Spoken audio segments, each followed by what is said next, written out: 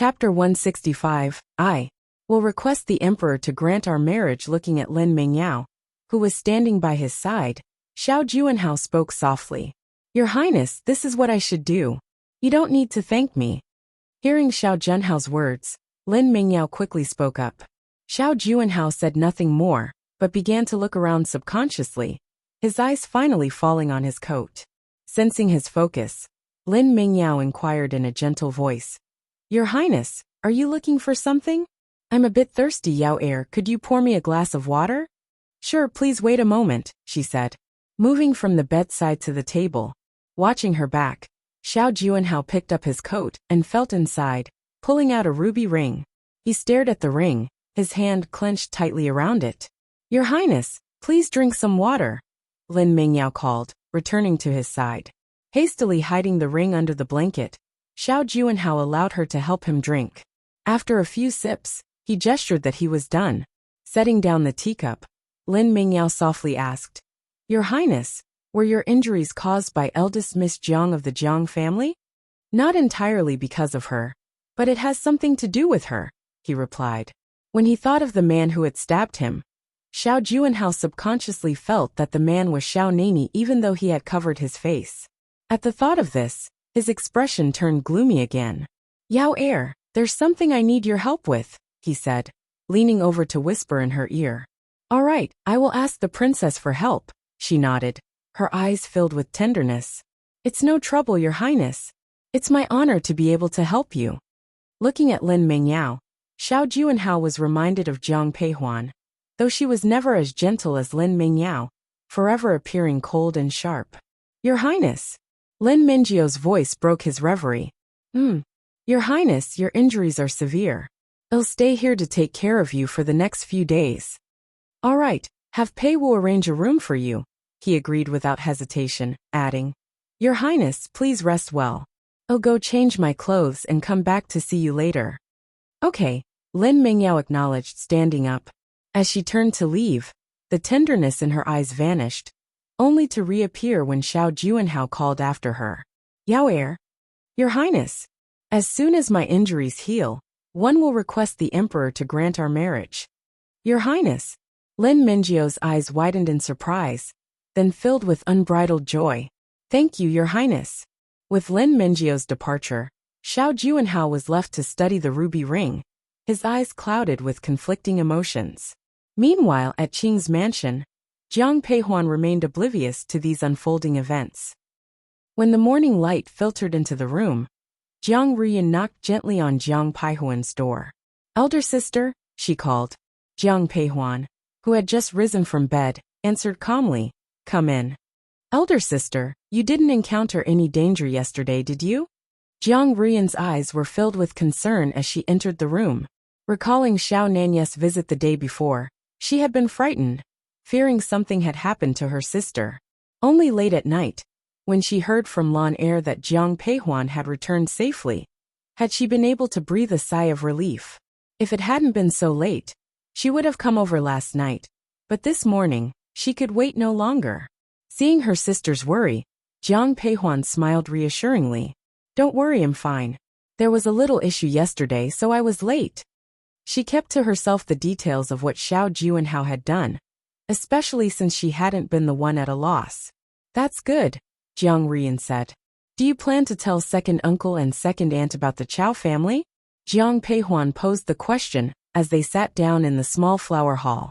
Jiang Peihuan regarded her for a moment before speaking.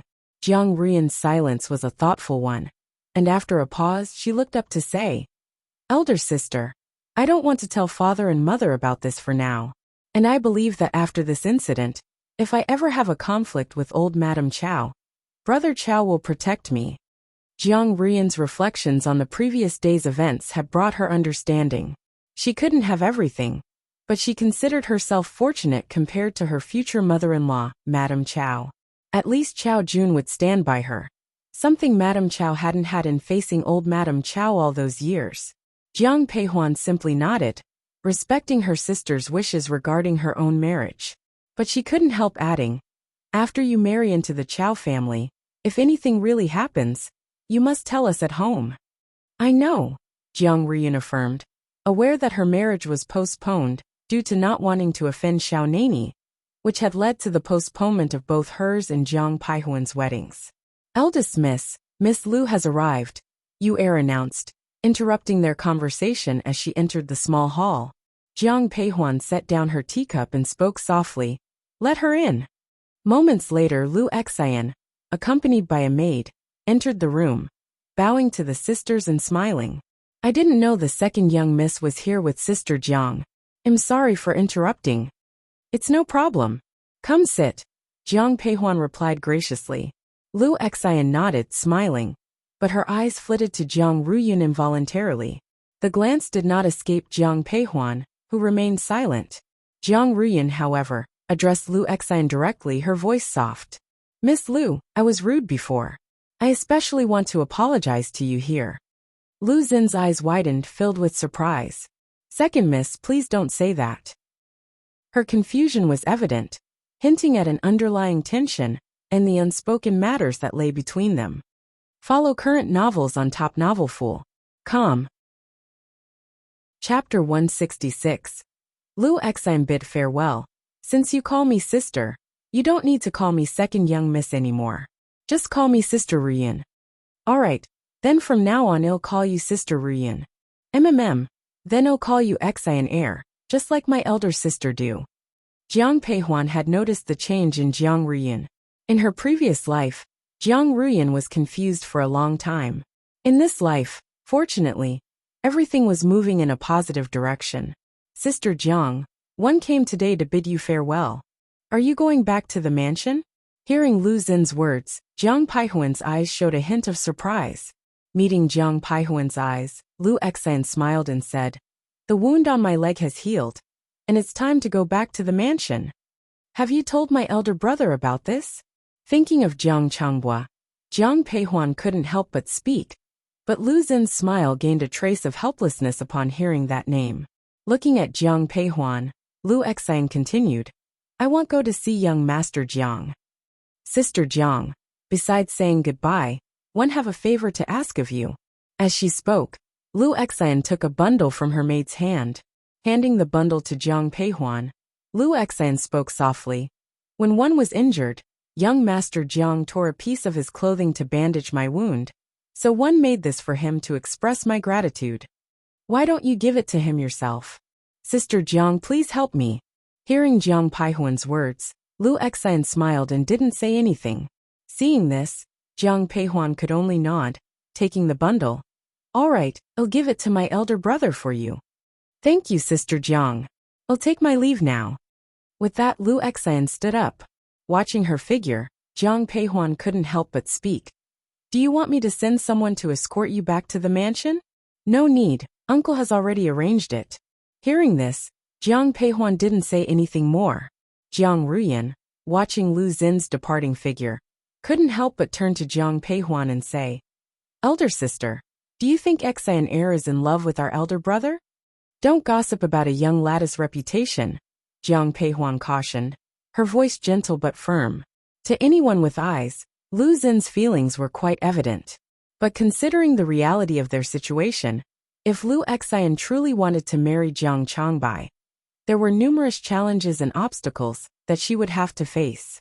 Hearing Jiang Paihuan's words, Jiang Ruyun nodded, understanding her sister's point of view. Just as they were preparing to leave, the maid, Yu Er, approached them again. "Eldest miss, the eldest princess mansion has sent an invitation. They are inviting the young ladies to enjoy the flowers," she announced, holding the delicate invitation in her hands.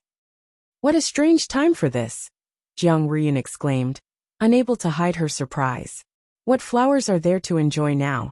Hearing Yu Er's words, Jiang Peihuan remained silent, but her brow furrowed at this time. The eldest princess had invited the young ladies from various families to enjoy the flowers, but Jiang Peihuan felt something was off. Her unease wasn't resolved until she saw Lin Mingyao beside the eldest princess, and the realization dawned. The event was set for the evening, but no one dared arrive late or just on time. Thus, by the afternoon, the place was bustling with guests. Since Jiang Xijin was in the military camp, only Jiang Peihuan and Jiang Ruyun from the Jiang family were present. Soon after settling down, Jiang Peihuan noticed Lin Mingyao, who was supporting the eldest princess, walking towards her. Lin Mingyao had become a favored guest at the eldest princess mansion ever since she saved Prince there. Her astuteness, combined with the skill of reading people, had led the eldest princess to take special care of her. Just as it happened this time, Lin Mingyao casually mentioned to the eldest princess that the capital hadn't hosted a ladies' banquet in a while, prompting the eldest princess to immediately send out invitations. Yao heir, you are so clever. These flowers are more lively when admired together, the eldest princess remarked as she approached, met with respectful bows from the crowd. Watching the vibrant scene unfold, she smiled and spoke to Lin Mingyao. Hearing this, Lin Mingyao softly laughed. All the young ladies here are as beautiful as flowers, enhancing the scene. One believe, princess, seeing them will lift your mood. Her words deftly praised not only the eldest princess, but also the young ladies in attendance. At first, the sight of Lin Mingyao's closeness with the eldest princess had excited the crowd, given that many of the young ladies present were of higher status. However, Lin Mingyao's graceful words tempered their jealousy, though some dissatisfaction lingered. Jiang Peihuan watched the proceedings with a calm detachment until a familiar voice captured her attention. Imperial sister, why didn't you send me an invitation to the banquet? Dressed in white and holding a folding fan, Xiao Nanyi walked over with Han Feng. Seeing Xiao Nanyi, the eldest princess greeted him with a surprised but welcoming smile. Who doesn't know that you are a very busy man? No matter how busy, I must attend Imperial Sister's banquet, he replied, his eyes unconsciously drifting towards Jiang Peihuan. The room noticed, and all eyes turned to her, jealousy in their glances. Though many young ladies in the capital yearned to marry Xiao Nanyi, his cold demeanor had kept them at bay. Yet, his newfound affection for someone was a pill they found hard to swallow. Imperial aunt, how could you not inform your nephews about such a fun event? More figures appeared, including Prince and Prince Rue and others. Jiang Peihuan also spotted Xiao Juanhao, looking uninjured and dashing in his black brocade robe. Her gaze shifted quickly, but Xiao Junhao's eyes lingered on her. Because of the banquet, Jiang Peihuan wore a light blue gown instead of her usual plain attire, rendering her exceptionally ethereal. Xiao Junhao's admiration was palpable, and he found it hard to tear his gaze away, only doing so at a cold warning glance from Xiao Nanyi. Observing the subtle exchange, the eldest princess smiled and commanded, "Enough, everyone take your seats." As everyone found their places, Xiao Nanyi's voice rang out, "Huan heir, come sit beside me." He spoke openly, and though Jiang Peihuan looked at him helplessly, he turned to a maid ordering, "Prepare another chair." Yes, even in the eldest princess mansion, the maid obeyed Xiao Nanyi without question. "Eldest Miss Jiang, come here quickly," Princeton called, even shifting to make room as the maid brought the chair. Follow current novels on Top Novel.com.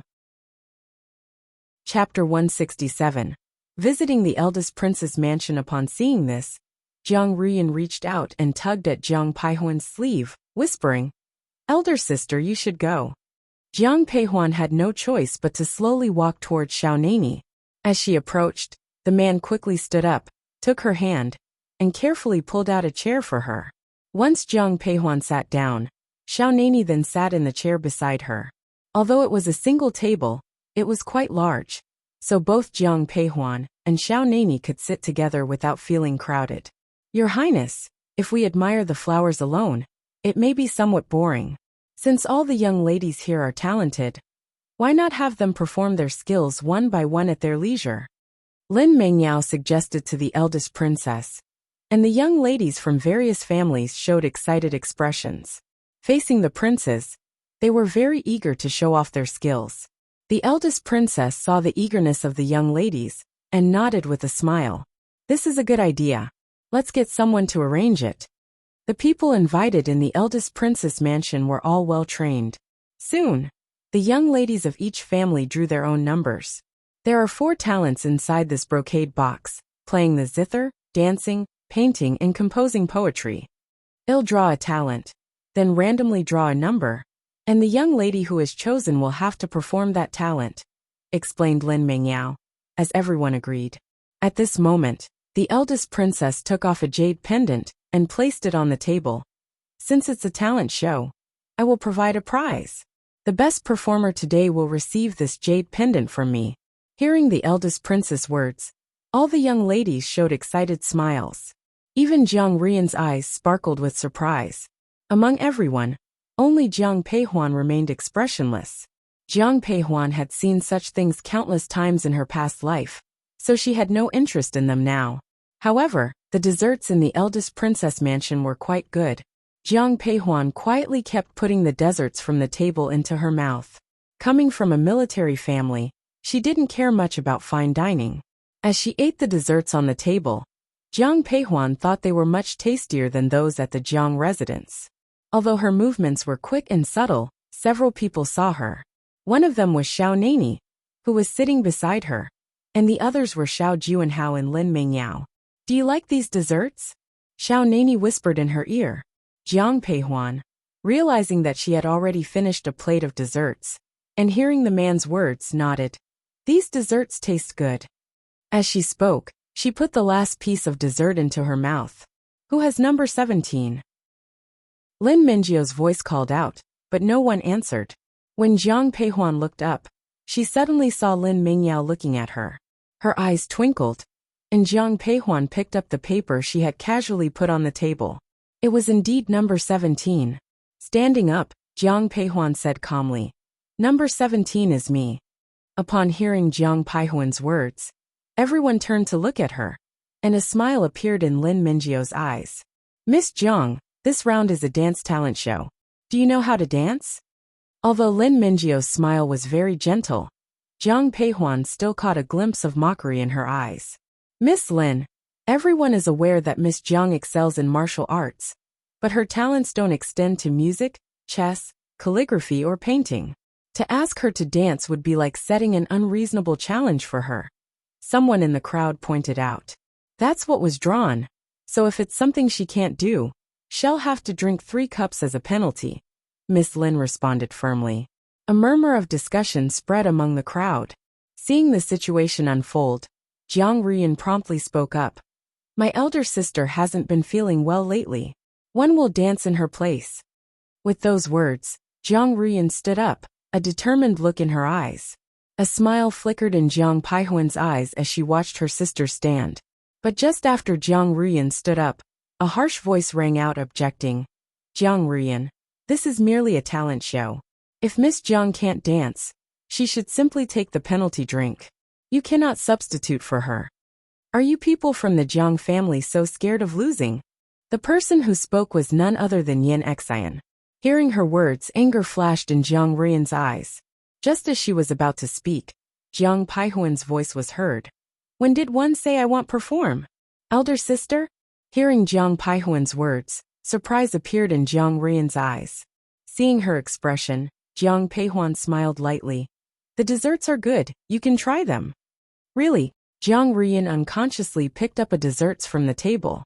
After taking a bite, she realized that Jiang Peihuan had already stood up and walked to the center. Watching Jiang Peihuan approach, Lin Mingyao asked softly, "Miss Jiang, are you preparing to perform a dance?" "Didn't Miss Lin draw a dance talent?" As Lin Mingyao's words fell, Jiang Peihuan responded calmly. Lin Mingyao quickly nodded, "Yes." Jiang Peihuan looked away from Lin Mingyao and turned to the eldest princess. "Your Highness, one will perform the water sleeve dance, and I need to change my clothes and prepare some things. Yun, take Miss Jiang to prepare." "Yes, Your Highness." "Miss Jiang, please come with me." The woman standing next to the eldest princess smiled at Jiang Peihuan. Jiang Peihuan left with Yun, and everyone waited quietly. Half a cup of tea later, footsteps were heard. But the first to appear were not Jiang Peihuan, but a group of soldiers in armor, each holding a small hand drum. The soldiers walked to the center, forming a circle. At that moment, a cry of surprise was heard from the crowd. Following the sound, Jiang Peihuan's figure appeared before everyone. She was dressed in red, and had no accessories on her. She only had long hair that was tied up casually with a red ribbon. But this appearance of Jiang Peihuan carried an inexplicable charm. Xiao Nani sat up straight, Noticing that several princes were staring at Jiang Peihuan, a chill appeared in his eyes. Eldest princess, 1 a.m. ready. Jiang Peihuan slowly walked into the circle of soldiers, and after bowing to the eldest princess, she spoke softly. Surprise also flashed in the eldest princess' eyes. Having watched emperors rise to power over many years and seen countless beauties, she had never seen a woman like Jiang Peihuan. Beautiful without being aggressive, yet inherently captivating. At that moment, the eldest princess suddenly understood why Xiao Nani had fallen for Jiang Peihuan. Since you are ready, let's begin. Follow current novels on Top Novelful.com. Chapter 168. Jiang Peihuan dancing. Yes. Jiang Peihuan stood up, and with a single bound she leaped. At this moment, 2 soldiers immediately stepped forward and raised the small hand drums they were holding. As Jiang Peihuan gently landed, her feet stepped directly onto the drum heads held by the soldiers. Everyone who saw this was completely astonished. Then, the soldiers who had previously formed a circle knelt on one knee, and also raised their drum heads. Jiang Peihuan twirled and stood, and at the same time, she flung her long sleeves. As the water sleeves lashed out, they struck the drum heads perfectly. Throughout the performance, Jiang Peihuan's legs stood on the drum heads. Whether leaping or spinning, her feet never left the drums. And the water sleeves in Jiang Peihuan's hands constantly changed with her movements. Every time they were flung out, they would hit the drum heads. The entire banquet hall was dead silent, with only the sound of drums ringing out, playing a rhythm that sounded like a war song. Jiang Peihuan, standing on the drum heads, had a solemn look in her eyes, and there was also a touch of faint sadness. In her previous life, she indeed knew nothing of music, chess, calligraphy, or painting. However, after being with Xiao Juanhao, she had learned all of these diligently to win his favor. She was skilled with a whip, and since the water sleeves dance shared similarities with a whip, she learned this dance as well. The palm-sized drum heads, Jiang Peihuan stood firmly on them, continuously leaping, her figure as light as if she had no weight. Her water sleeves motions grew wider, and listening to the drumming, everyone felt their heartbeat quicken. Just when the crowd felt like their hearts would stop, the drum sound gradually softened. When the drumming stopped, all the soldiers rushed forward, some standing, some kneeling on one knee, arranging their drum heads into a staircase shape. Jiang Peihuan, standing at the very back, stepped down one by one, then gathered her water sleeves and bowed to the princess. The eldest princess, stunned, looked at Jiang Peihuan in her red dress, her eyes expressing more than just astonishment. It took her a long time to react. The eldest princess finally picked up a jade pendant from the table. Miss Jiang, your dance is truly unparalleled in the world. The eldest princess didn't even bother to watch the next performance, and directly handed the jade pendant to Jiang Peihuan. Lin Mingyao, who was supposed to dance after Jiang Peihuan, looked on with a very unpleasant expression in her eyes. Hearing the eldest princess' words, Jiang Peihuan spoke softly. Your Highness is too kind. Thank you for your reward. She reached out and took the jade pendant from the eldest princess. Please take your seat. Thank you. Jiang Peihuan sat back down next to Xiao Nani, and as soon as she sat down, the man immediately opened his cloak. Ignoring the surprise of the people around, the man personally tied the ribbon around her neck. As he was tying the ribbon, he whispered to her, From now on, you can only dance this dance for me alone. Hearing this, Jiang Peihuan unconsciously looked up, only to see the undisguised passion in the man's eyes. Seeing her staring at him in a daze, Xiao Nani pinched her fingertips. Did you hear me? Everyone saw Xiao Nani talking to Jiang Peihuan, but couldn't hear what they were saying. Jian Peihuan nodded helplessly. Seeing her nod, the man's expression softened. Soon, a small plate was brought to Jiang Peihuan. You like the desserts, don't you? Lowering her head, Jiang Peihuan found that the plate that she had emptied earlier was full again. Yao heir, isn't it your turn to perform next? At this moment, the eldest princess smiled at Lin Mingyao. Lin Mingyao nodded reluctantly. Lin Mingyao's performance was also a dance, right after Jiang Peihuan's. Originally, she had arranged it this way to show everyone how much better she was than Jiang Peihuan. But now, Thinking about Jiang Paihuan's dance, Lin Mingyao felt her steps heavier. But with everyone looking at her, Lin Mingyao still confidently walked to the center. Dressed in white, elegant in posture, all eyes fell on her. Fairly speaking, Lin Mingyao's dance was good. But with Jiang Paihuan's extraordinary performance preceding it, the audience's interest was somewhat lukewarm. During her dance, Lin Mingyao's eyes inadvertently looked toward Xiao Juanhao. But she was startled to find that his gaze was constantly directed behind her. As she was spinning, she realized that Jiang Peihuan was right behind her. Xiao Juanhao was looking at Jiang Peihuan. Coming to this conclusion, Lin Mingyao's eyes showed a touch of panic. With this panic, her foot slipped, and she fell to the ground. Yao er. Seeing Lin Mingyao on the ground, the eldest princess was momentarily stunned before she hurriedly said, "Yun, call the doctor." "Your Highness, there's no need, I'm fine." Lying on the ground, Lin Mingyao heard the eldest princess' words and quickly spoke up. Biting her lip and getting up from the ground, Lin Mingyao said with a smile, "Your Highness, one am a doctor myself. One know my condition well, one really am fine." "If you're fine, that's good." Seeing Lin Mingyao's insistence, the eldest princess didn't say anything further. "Forgive me for causing a scene." Although she had fallen, Lin Mingyao's graceful composure still made some people in the crowd show a hint of approval. Quickly, Lin Mingyao returned to her seat, but she then raised her wine glass towards Jiang Peihuan. "Miss Jiang, you are truly talented and beautiful. Am not your match. This glass of wine I toast to you." Hearing Lin Yingjiao's words, Jiang Peihuan furrowed her brow. At that moment, a maid came forward and poured a glass of wine for Jiang Peihuan. The eldest princess noticed this and looked over as well. In front of the eldest princess, Jiang Peihuan had no choice but to pick up the wine glass. As she did, she smelled it carefully. There was nothing wrong with the wine. Jiang Peihuan looked up and saw Lin Mingyao's smile, filled with hidden meaning. Could she be overthinking it? "I'll drink first to show my respect." As Jiang Peihuan looked over, Lin Mingyao had already emptied the glass of wine.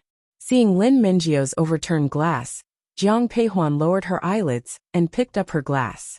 But just as she was about to drink, the wine glass was taken from her hand. "I will drink this glass for her." It was Xiao Nani. As he spoke, he had already drained the glass. Seeing Xiao Nani's action, Lin Mingyao showed no surprise. Her smile, however, deepened. Looking at Xiao Nani, she said with a smile, "King Cheng, when drinking on behalf of someone else, you must drink 3 glasses. If that's the case, then I will drink 3 glasses." As he spoke, Xiao Nani picked up the wine jug from the table. Seeing him take the jug, Lin Mingyao's eyes flickered. After Xiao Nani had drunk 2 glasses in a row, Lin Mingyao poured herself another glass. "King Cheng, your ability to drink is impressive. Mingyao admires you." As Xiao Nani sat down, Jiang Peihuan immediately grabbed his pulse. Follow current novels on topnovelfool.com. Chapter 169. Lin Mingyao was poisoned. There were no issues at all. However, a cry of surprise came from the eldest prince's side. It turned out that Lin Mingyao, after drinking the wine she had poured herself, began to incessantly scratch her own arm and neck. "Yao er. Miss." No matter how the people around her call out, Lin Mingyao can't control herself. At this moment, Lin Mingyao's eyes are filled with terror. How could this be? This medicine was supposed to. She can't help but look towards Xiao Nani, only to see disdain and mockery in the man's eyes. With just one glance at Lin Mingyao, who is being led away by the crowd, Jiang Peihuan knows that this is the poison of the 7-colored flower. The 7-colored flower is odorless and tasteless, but once a person is poisoned, they immediately start to itch. Then they scratch their flesh until it rots and they die. After Lin Mingyao is taken away, Xiao Juanhao freezes. After a few seconds, he immediately leaves. The eldest princess also left. After such an incident, everyone starts to make their excuses to leave. At the last banquet, Princeton was poisoned, and this time it's Lin Mingyao. Everyone is now looking at the eldest princess with a hint of fear. They believe that unless it's necessary, people will be afraid to come to the princess mansion again. "Elder sister, Jiang Ruyan walks to Jiang Peihuan's side, and seeing her, Jiang Peihuan whispers, "Let's talk about it when we get back." Jiang Ruyan nods and follows Jiang Peihuan out. Jiang Ruyan was about to get on the carriage, but she realized that Xiao Nani was already one step ahead of her. Seeing this, she silently steps back down. "You know about this?" Looking at the man sitting across from her, Jiang Peihuan says in a low voice, "It's a statement, not a question." Xiao Nani, hearing Jiang Peihuan's words, also nods. From Xiao Nani's account, Jiang Peihuan learns that today's banquet was a scheme by Xiao Juanhao. Initially, Jiang Peihuan thinks the banquet is aimed at her, but it's actually targeting Xiao Nani. The wine that Lin Mingyao drinks was originally prepared for Xiao Nani, but Xiao Nani has been watching Xiao Juanhao all along, so he knows about it early. When the wine cup was sent to the prince's mansion, Xiao Nani had it sent to Lin Mingyao's table instead. As for why it wasn't sent to Xiao Junhao's table, it's simple, because Lin Mingyao knows how to cure the poison. But this time, Lin Mingyao herself is poisoned. Whether she can find someone to cure her will have to depend on fate. Hearing Xiao Nani's words, Jiang Peihuan can't help but look at him and say, "Miss Lin is after all a delicate lady. You seem to lack the slightest sympathy for women. In my eyes, only you are the beauty who needs my sympathy. Other people in my eyes have no gender." When the carriage arrives at the general's mansion, Xiao Nani gets out. Looking at Jiang Peihuan, who lifts the curtain, the man lowers his voice and says, "I will come to see you tomorrow." Jiang Peihuan only glares at him, not saying anything. Because Xiao Nani was in the carriage, Jiang Ruyan has to sit outside. Seeing Xiao Juanhao get off the carriage, she quickly climbs into it. Jiang Ruyan hears the conversation between the two people in the carriage, thinks for a moment, and can't help but say to Jiang Peihuan, "Elder sister, one hope Prince Qing won't cause trouble for us because of this." Hearing Jiang Ruyan's words, Jiang Peihuan shakes her head. He probably won't. Even if Xiao Juanhao wanted to cause trouble for her, he wouldn't have the time right now. In fact, Jiang Peihuan was wrong this time. Prince Qing Mansion. Looking at Lin Mingyao, who was filled with agony, Xiao Juanhao glared at the doctor with fury. "Can you cure her or not? Please forgive us, Prince Qing, but we are incapable of treating Miss Lin's poison." Upon hearing this, Xiao Juanhao wished he could kill these people, but considering his current situation, he held back his anger. "Get out!" Hearing this, the doctors quickly left the room. At this moment, Pei Wu suddenly stepped forward. "Your Highness, perhaps you can let eldest Miss Jiang come and take a look at Miss Lin. According to our investigation, Miss Jiang is capable of medical treatment. The poison previously administered to Jiang Changbai by Meng Yi was also cured by eldest Miss Jiang." Hearing this, Xiao Junhao's eyes displayed a mix of emotions. After thinking for a moment, he declared, "Let's go to the general's mansion." Xiao Juanhao didn't use the main entrance, but directly climbed the wall to enter Jiang Peihuan's plum garden. When Xiao Juanhao entered Jiang Peihuan's room, she was already awake. Without any hesitation, she reached for her whip and lashed out at him. However, the intruder was prepared and caught her whip. Seeing Jiang Peihuan ready to fight, Xiao Juanhao immediately stated, "I'm not here to fight with you today, one need your help." "Prince Qing, I thought one made myself clear. I need you to save Yao Er." "Your Highness must be joking. How could I possibly save Lin?" Jiang Peihuan, stop pretending. "Since I've come to find you today, I naturally know about your medical skills. I don't have time for your nonsense. If you can't save Yao Er today, it'll make Jiang Xijin accompany her in death." "What have you done?" Before Jiang Peihuan could finish, Xiao Juanhao interrupted her, and her eyes changed instantly upon hearing his threat. Seeing the gloom in Jiang Peihuan's eyes, Xiao Juanhao laughed. "Jiang Xijin is training in the Western Hills today. It's a place where wild beasts roam. If anything unfortunate happened to Jiang Xijin, no one could be blamed." Although Jiang Peihuan wasn't sure whether Xiao Juanhao was telling the truth or not, she didn't dare risk Jiang Xijin's life. She glared at Xiao Juanhao and coldly said, "Fine, I'll go with you." An hour later, Jiang Peihuan entered the Qing mansion. In her past life, she had been here many times, but in this life, it was her first visit. Entering the room, she detected a rotten odor. It was emanating from Lin Mingyao. Moving closer, Jiang Peihuan saw that Lin Mingyao's hands and feet were bound. There were several wounds on her body, all scratched out by herself. If she hadn't been tied up, Lin Mingyao would surely have injured herself further. Lin Mingyao's consciousness was somewhat muddled, but when she saw Jiang Peihuan, her eyes revealed a touch of resentment. Jiang Peihuan carefully observed Lin Mingyao's condition, then took out her silver needles. However, just as she was about to insert the needles, someone grabbed her wrist. "What are you doing?" Hearing Xiao Junhao's words, Jiang Peihuan replied sarcastically, "If your highness does not trust me, feel free to invite someone more competent." Xiao Junhao's eyes were filled with unhappiness, but he let go of her hand. Without saying anything, Jiang Peihuan quickly inserted the silver needle into Lin Mingyao's acupoints, and the writhing Lin Mingyao immediately calmed down. Once Lin Mingyao had calmed down, Jiang Peihuan turned to Xiao Junhao and said, "She has been poisoned with the 7-color flower. To cure her, we need white soul grass, sky mountain snow lotus seeds. Get them prepared." Xiao Junhao didn't question Jiang Peihuan's request for these herbs. He simply turned to Pei Wu and gave the order. Follow current novels on Top Novelful.com. Chapter 170. Curing Lin Mingyao alright. After hearing Xiao Junhao's words, Pei Wu quickly turned and left. Then Jiang Peihuan sat down on a nearby chair and casually sipped her tea. Jiang Peihuan didn't ask the maid for assistance.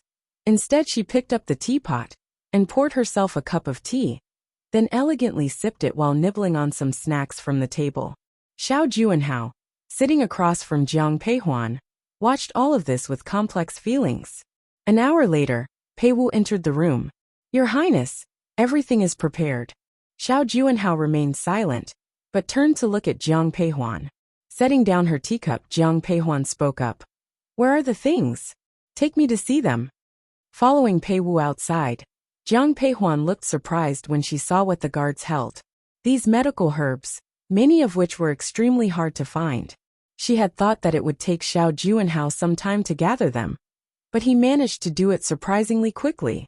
Jiang Peihuan stepped forward, carefully examining the items in the guard's hands. "There are no issues with these things. Get me a pot for decoction. One will start the preparation." "Miss Jiang, you can tell the maid how to do it. The maid can't do it." Before Pei Wu could finish, Jiang Peihuan interrupted him coolly. Hearing this, Pei Wu subconsciously looked towards Xiao Junhao. The always silent man spoke up in a low voice. "Do as she says." A moment later, someone brought a pot and medicine jar. Jiang Peihuan started to make a fire, processing the herbs while throwing them into the medicine jar. Seeing Xiao Junhao standing nearby, Jiang Peihuan spoke up. "This medicine will take 2 hours to prepare. Your Highness, will you wait here for an hour? You better not play any tricks. Don't forget, your sister's life is in my hands." With that, Xiao Junhao turned and went back inside the room. At the sound of the door closing, a shadow passed over Jiang Peihuan's eyes. When no one was looking, Jiang Peihuan secretly pocketed some herbs. This was Xiao Junhao's mansion. She couldn't harm him or Lin Mingyao, but she could charge some consultation fee. Equal hours later, Jiang Peihuan walked into the room with a bowl of medicine. Handing the bowl to a maid, Jiang Peihuan spoke up. "Feed her the medicine." "All right." Just as the maid was about to approach with the bowl, Xiao Junhao's voice stopped her. "Wait." Hearing Xiao Junhao, the maid immediately stopped. Taking the bowl from the maid, Xiao Junhao passed it to Jiang Peihuan. "You drink first." As he spoke, his eyes held undisguised suspicion. Seeing his expression, a mocking smile appeared in Jiang Peihuan's eyes. She looked at the man across from her and coldly said, "Prince, this is your mansion. Do you think I'm foolish enough to harm someone you care about?" "Cut the crap. If you want to save Jiang Saijan's life, do as I say," he instructed. Upon hearing Jiang Saijan's name, Jiang Peihuan didn't say anything. She accepted the bowl from the man's hand and took a sip. After seeing her swallow, Xiao Junhao handed the medicine to the maid. The maid carefully fed the medicine to Lin Mingyao. After taking the medicine, Lin Mingyao's face noticeably improved. "She will be fine by tomorrow morning." I'll take my leave now. Seeing this scene, Jiang Peihuan spoke directly. But as soon as she said that, Xiao Juanhao immediately interrupted. No. Prince Qing, you threatened me with my sister's life to save her. I've done what you asked. What more do you want? Jiang Peihuan, you know very well what one want, don't you? Xiao Juanhao responded after a brief silence, his eyes smoldering with intense purpose. Feeling disgusted and annoyed by his gaze, Jiang Peihuan reached for the whip at her waist, pondering whether to react. Suddenly, an enraged voice resonated from outside. Your Highness King Cheng, you're at Prince Qing's mansion. Tell Xiao Juanhao to get out here. The familiar male voice echoed within the room, turning Xiao Junhao's face ugly, while Jiang Peihuan looked surprised. With a gloomy expression, Xiao Juanhao opened the door. Upon witnessing this, Jiang Peihuan also ventured outside. Huan Air. When Xiao Nani saw Jiang Peihuan, his stern look instantly softened. She quickly approached him. Standing beside the man, she questioned in a soft voice. Why are you here? I heard from Yi Xiao that you were not in your room, so one came. As the two spoke, they seemed to ignore the presence of others. Xiao Juanhao, who already had an unpleasant look, seemed even more displeased. With a cold stare at the man in front of him, he said in a low voice, Imperial Uncle, it's inappropriate for you to barge into my backyard in the middle of the night. Is it appropriate for you to take your future imperial aunt away in the middle of the night? At these words, Xiao Juanhao clenched his fist tightly. The title imperial aunt particularly stung his ears. Xiao Nani, however, was not willing to pay Xiao Juanhao any more attention. He turned to Jiang Peihuan and said, Let's go. She nodded and left with him. Seeing this, Pei Wu clenched his sword tightly. Han Feng, who stood by Xiao Nani, smirked at him. You can't even beat me. Better not embarrass yourself in front of my master. You, fuming, Pei Wu could not find words to rebut, knowing his skills were indeed inferior to Han Feng's. Xiao Nani held Jian Peihuan's hand and swaggered out of the Prince Qing mansion. No one dared to stop him. Looking at their backs as they left, Xiao Junhao's palms oozed a trace of blood. Smelling the blood, Pei Wu noticed the droplets of blood on his hand. Your Highness, you're hurt. Oh, call the doctor. No need, Xiao Juanhao said coldly, then turned around and entered his room. After leaving the Prince Qing mansion, Jiang Peihuan got into Xiao Nani's carriage. The carriage was prepared as it was late. The interior was layered with thick blankets, providing a comfortable seat. How did you know I was at the Prince Qing's mansion? Although Xiao Nani had said that Yi Xiao told him she was not in her room, she didn't believe that this information alone could have led him to Xiao Juanhao. He reached out and poured her a cup of tea. After she took the cup, Xiao Nani said calmly, That poison was originally prepared for me. Follow current novels on Top Novelful.com. Chapter 171. Jiang Sijin and Danger Hernge than Sam Words. Jina Suen Easy Wuxia and Nit Fo Swakenfo. However, after a few seconds, Jiang Peihuan understood. Following a brief silence, Jiang Peihuan couldn't help but look at Xiao Nani and ask, Why didn't you just exchange the medicine with Prince Qing? If Oyax Juhan da Nib het one nuides yd. Odes yilod have defolinet regen h. I'm hearing Jiang Peihuan's words, Xiao Nani softly said. If Xiao Juanhao really had been poisoned today, it would have caused a lot of trouble if word reached my imperial brother. But if something like this happens again, we can try. Sahi psk. Yo Erit saw a hint of resenshuyo snihs. I arni hghsw. Ors jigna sayahan se ostwia tukefo kulsisips. Ness, master. Are we going back to the general's mansion now? At this time, Han Feng's voice came from outside the carriage. Thinking of Xiao Junhao's cunning, Jiang Peihuan directly said, No, first to the military camp outside the city. Why? Shearing Jiang Peihuan's voice, Han Feng didn't need to ask his master and directly complied. Facing Xiao Nani's puzzled look, Jiang Peihuan softly said, I'm worried that Xiao Juanhao might target Sijin. She's training in the secret forest by the military camp today. Isi sni rui, ruioder sletgo kide. Look, an hour later, the carriage arrived at the secret forest near the military camp. When Jiang Peihuan arrived, she saw a pair of female soldiers, led by the Deputy General of the Feather Army, Wang Ying. Guan Igni, Ao sa Uelsil ta zu isen seti on the table, bidful new of Ajnik Pyansaharan tet. Tu Janaeus engage high, Nup Yimdal Tiayu Tetsla Estido miss? Deputy General Wang, please rise. Seeing this, Jiang Peihuan nodded. There your Amin Elpio Dorn. But Nage Puhanei did Tun Si Jinga Ejising Gurif. As Luke Tana Igni Nadest, RCWHSI, NJI others did not know Jiang Sijin's identity, but Wang Ying did. Hearing Jiang Peihuan's words, she lowered her voice and said, "The third miss is still in the forest, she." Larinji Te Sorel. Toaru. Before Wang Ying could finish her sentence, a female soldier rode up, panic in her eyes. Hearing her shout, Jiang Peihuan's heart skipped a beat. Sdy Heapton? P. Jiang Sijin's horse got scared. She's gone into the deep forest. Hearing this, Jiang Peihuan's face changed. Looking at 8 a.m. in bides. Ray Jiang and Piehu Elitek Asti. I Exoan. Nyaml Nyog to find C. G no go with you. Without hesitation, the man immediately spoke. Regahin iht. S najij oni iph did ont reserfu but simple dd dun nt. He the 2fo the mod netmu etri. Horace at this moment. Wang Ying noticed Xiao Nani standing next to Jiang Peihuan. Seeing his appearance, a look of surprise appeared in Wang Ying's eyes. Hurry, help search for her. Najij Hianup and Aoix Na Drio Gyartst into Het Pt. Facer TLSW8 Sif Calbidens the Forets. Nadat sa Pmibasosel to Sathya. Ignganapi was Nulgafwial Emos Kartse Ot Evam Froa. DRW. After a while, Jiang Peihuan was deep inside the forest, but she still did not see Jiang Sijin. Suddenly she heard a tiger roar. Hearing this sound, Jiang Peihuan and Xiao Nani looked at each other. Hedidlup HD Ernsi and Ahe de Wert 8 Dasnu of the Rora. After a run that felt as long as it takes to brew a pot of tea, Jiang Peihuan finally saw Jiang Sijin.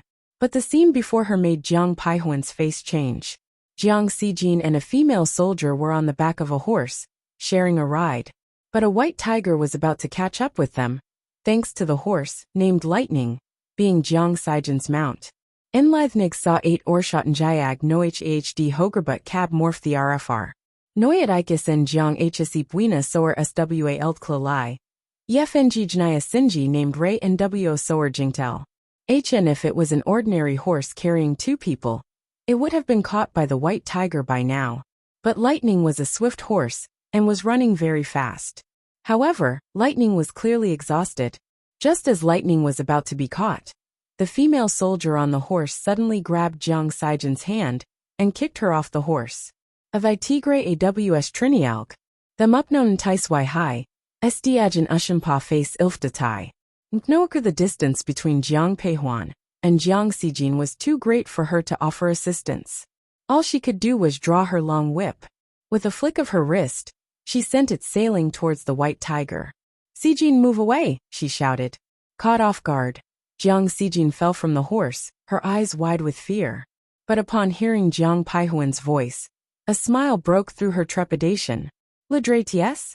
Isra. As she voiced the words, she noticed the gaping jaws of the white tiger. Close by was a dense thicket of bushes. Just as she considered tumbling into them for cover, her wrist was abruptly seized. It was Xiao Nani, who had just let go of the reins. With a light touch of his toes against the horse's flank, he propelled himself forward and latched onto Jiang Sijin's wrist. He ain't Hotsit Rayakban Sai. So seeing this, Jiang Peihuan breathed a sigh of relief. However, the white tiger, enraged by the lash of the whip, turned and launched itself at Jiang Peihuan. Sijin, Sthai both Najin Siege and Zioa New York Ne Lodiko Oer. Di Huan Air. Elder sister? As yet Kalo Udo Uam. Lilsensawi Xiaoyanini Heden the Inser Otiange Nigias DNA Istrunts Gelikio. Uyog Fur. TS. With that, he dismounted and landed on Jiang Peihuan's horse. Just then the white tiger pounced, but the horse, sensing impending danger, reared up. The tiger's jaws clamped onto the horse's neck, ending its life instantly. Ailex Nini led Noto Ianj Fenja Dulniga Yodomals on HDRN. Good. With the horse now dead, the tiger turned its glare onto Jiang Peihuan and Xiao Nani. Sitting on the horse, Jiang Xijin gripped the reins. Her eyes filled with worry as she surveyed the unfolding scene. She yearned to charge forward, but was halted by Jiang Peihuan's stern command. "Don't come over." "Ilord." Retisis. Upon hearing Jiang Peihuan's words, Jiang Xijin's eyes turned a fiery red. However, Jiang Peihuan ignored her, opting to ready her whip instead. Isao nani dutz sedibingia. Heimpao hs gazed fiex on 8 eg. RTL k sa k. Ermred chui satsebruf is kiu kizikset. EW caudal nixit natis fana I coral and seep rofou. Yunwat leafit koan either. RW. Tin. The white tiger opened its jaws and released a thunderous roar, as if it comprehended Xiao Nanya's words. The entire mountain seemed to tremble. "That's perfect, one like this color," Jiang Peihuan replied with a smile. "As Ray Orotsi, F Xiao Nyan Apito Orf. Doran 8 Klubni of Yi. Ihi were a null sword and dumpeljet Otni the Tway tigers ye." In an instant, the white tiger let out a piercing roar. But Xiao Nani wasn't finished. Extracting his sword, he landed a heavy blow on the tiger's neck. Follow current novels on topnovelfool.com. Chapter 172. Saving People. The white tiger collapsed to the ground instantly. Xiao Nani, demonstrating his swift reflexes, drew a dagger and drove it directly into the white tiger's neck. Jiang Peihuan, holding her long whip tightly, didn't have time to react. The tiger was already dead. The two Jiang sisters stared in surprise at this scene, particularly Jiang Xijin, who had approached Jiang Peihuan. Her eyes widened as she exclaimed, "Elder sister, my future brother-in-law is incredibly powerful." Hearing the term brother-in-law, Xiao Nani, who was glancing in their direction, was filled with delight. He conveniently disregarded the future part. Looking at Jiang Xijin, Xiao Nani chuckled softly. "This tiger's fur is quite plentiful. I'm considering making a scarf and a cloak for your elder sister. There should be some left over. I'll have someone make you a scarf and boots too." Upon hearing this, joy lit up Jiang Xijin's eyes. Looking at Xiao Nani, she hurriedly asked, "Really?" Seeing Xiao Nani nod, Jiang Xijin laughed lightly. "Then thank you, brother-in-law." "Xijin, don't shout nonsense." Upon hearing Jiang Xijin address Xiao Nani as her brother-in-law, Jiang Peihuan quickly intervened. Jiang Xijin stuck her tongue out but stayed silent. Won over by Jiang Xijin's charm, Xiao Nani quickly spoke. "There are many dangerous beasts in these mountains, let's leave first." "All right, but what about this white tiger?" "Miss, leave the white tiger to me." At this moment, Han Feng rode in on a horse.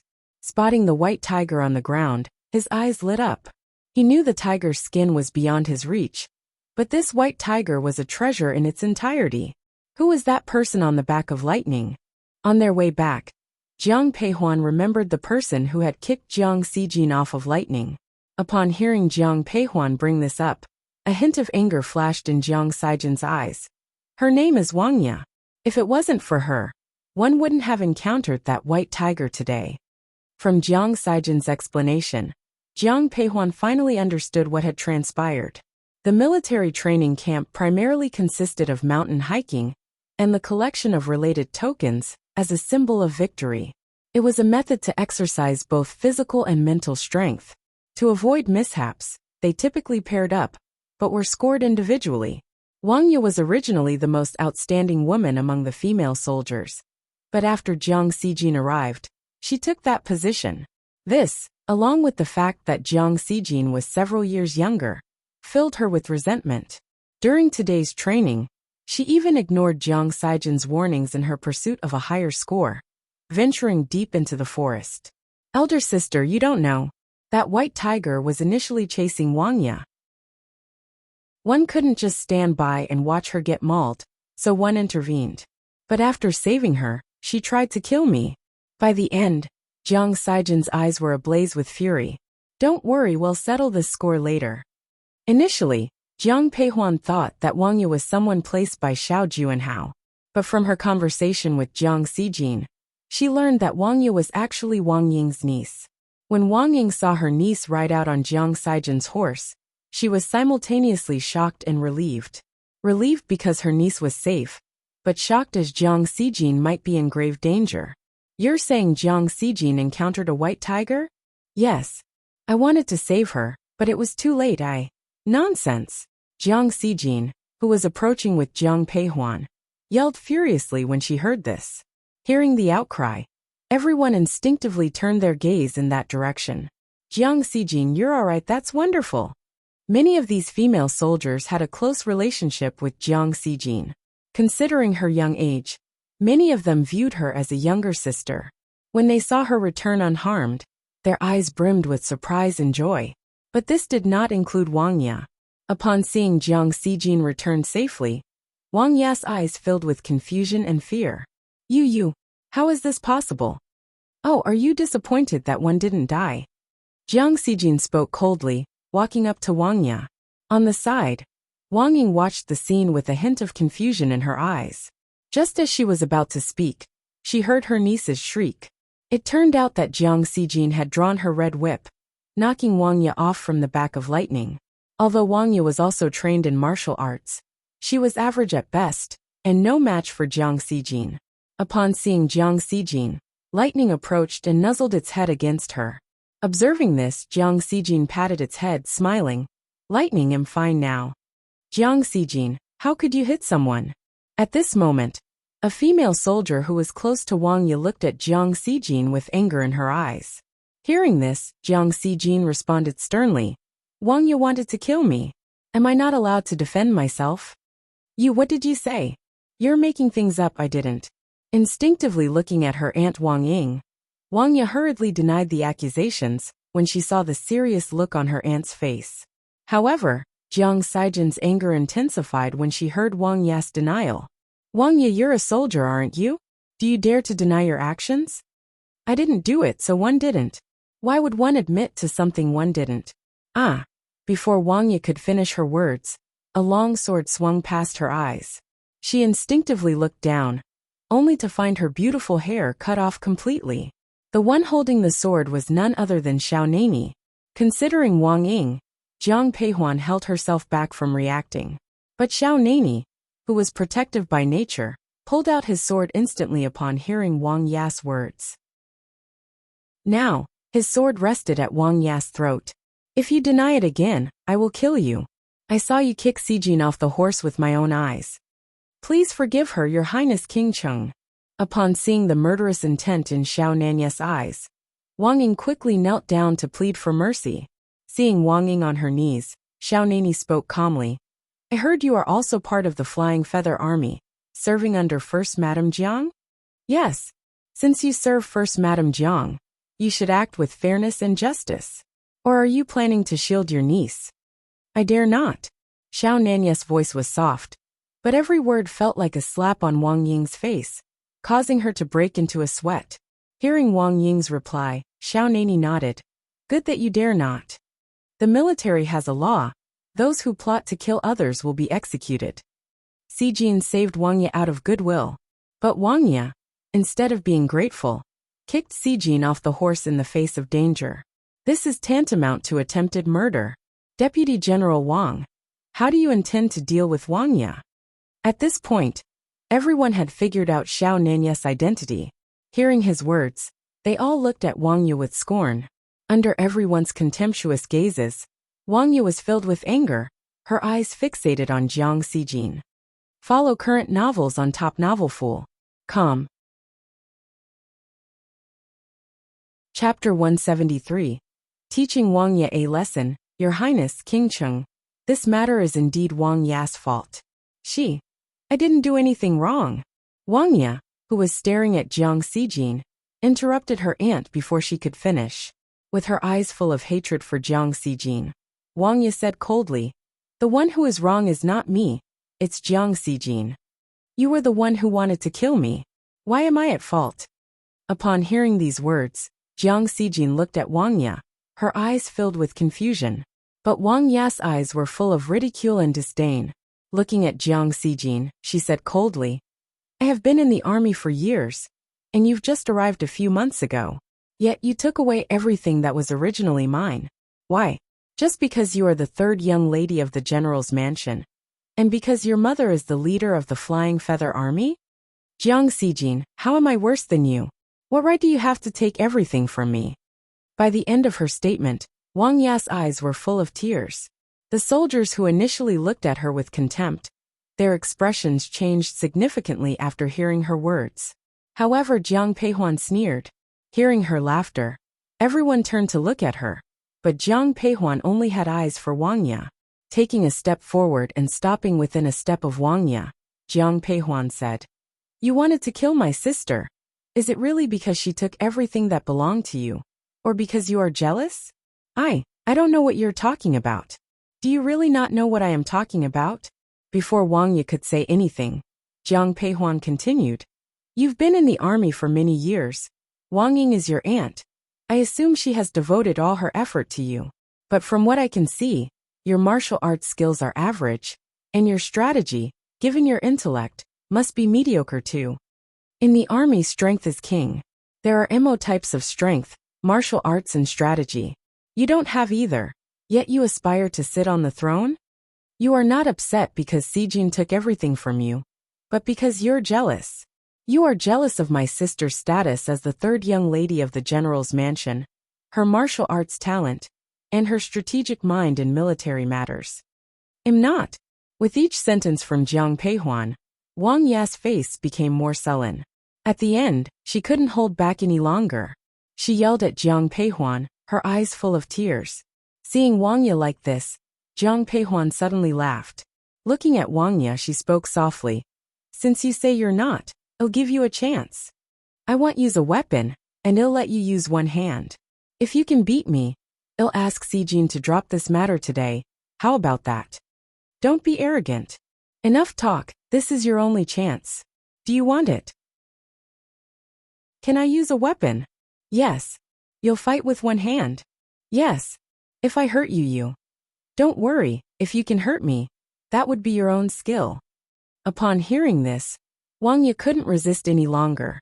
She drew her sword and lunged at Jiang Peihuan. Jiang Peihuan sidestepped to avoid her. The crowd, seeing the two starting to fight, instinctively made room for them. Xiao Nani, observing this scene, showed a faint smile.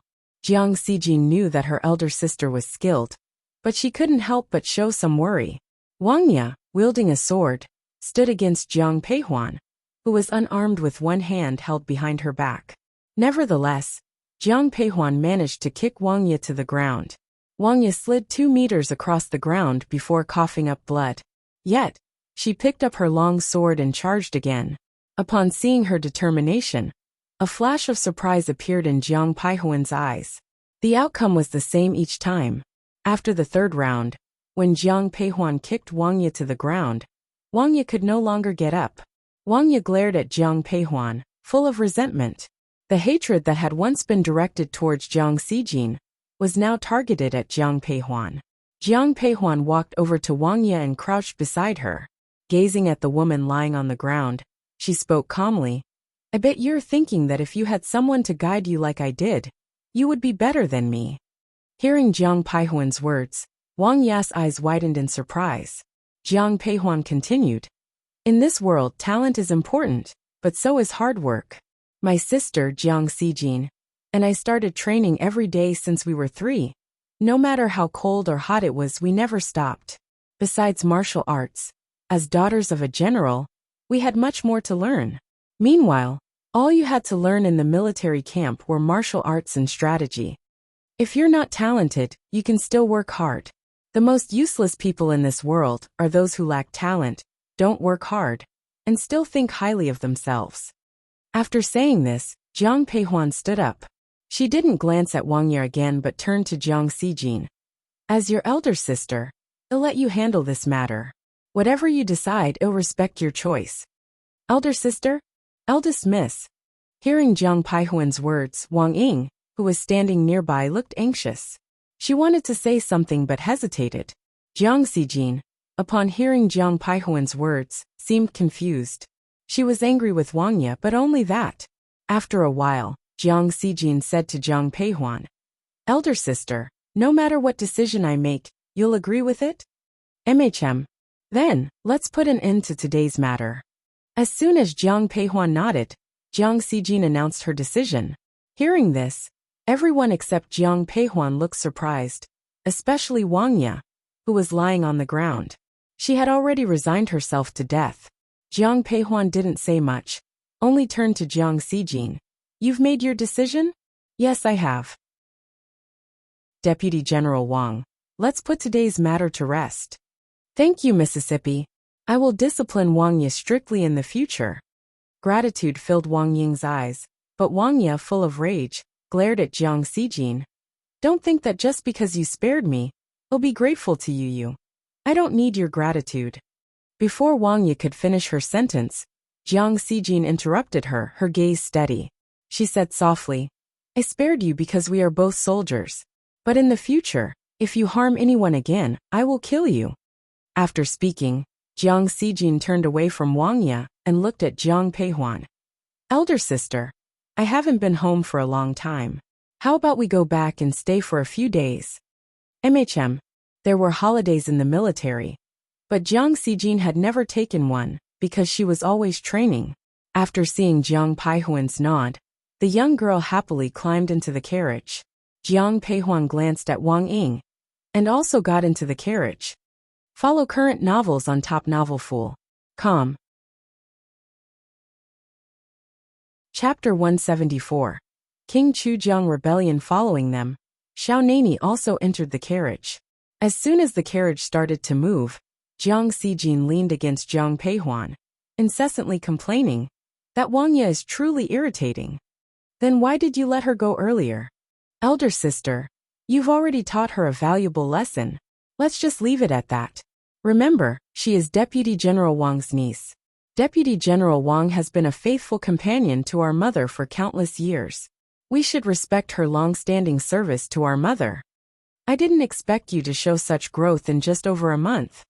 Upon hearing Jiang Xijin's words, a smile appeared in Jiang Peihuan's eyes. If this were the old Jiang Xijin, she wouldn't have thought so deeply, nor would she have been so considerate. The carriage became quiet. Looking down, Jiang Peihuan saw that Jiang Xijin had closed her eyes. Not long after, the sound of her steady breathing reached her ears. I didn't think you sisters were alike before, but now I find that your personalities are very similar. Sitting opposite Jiang Peihuan, Xiao Nani glanced at the sleeping Jiang Xijin and spoke with a smile.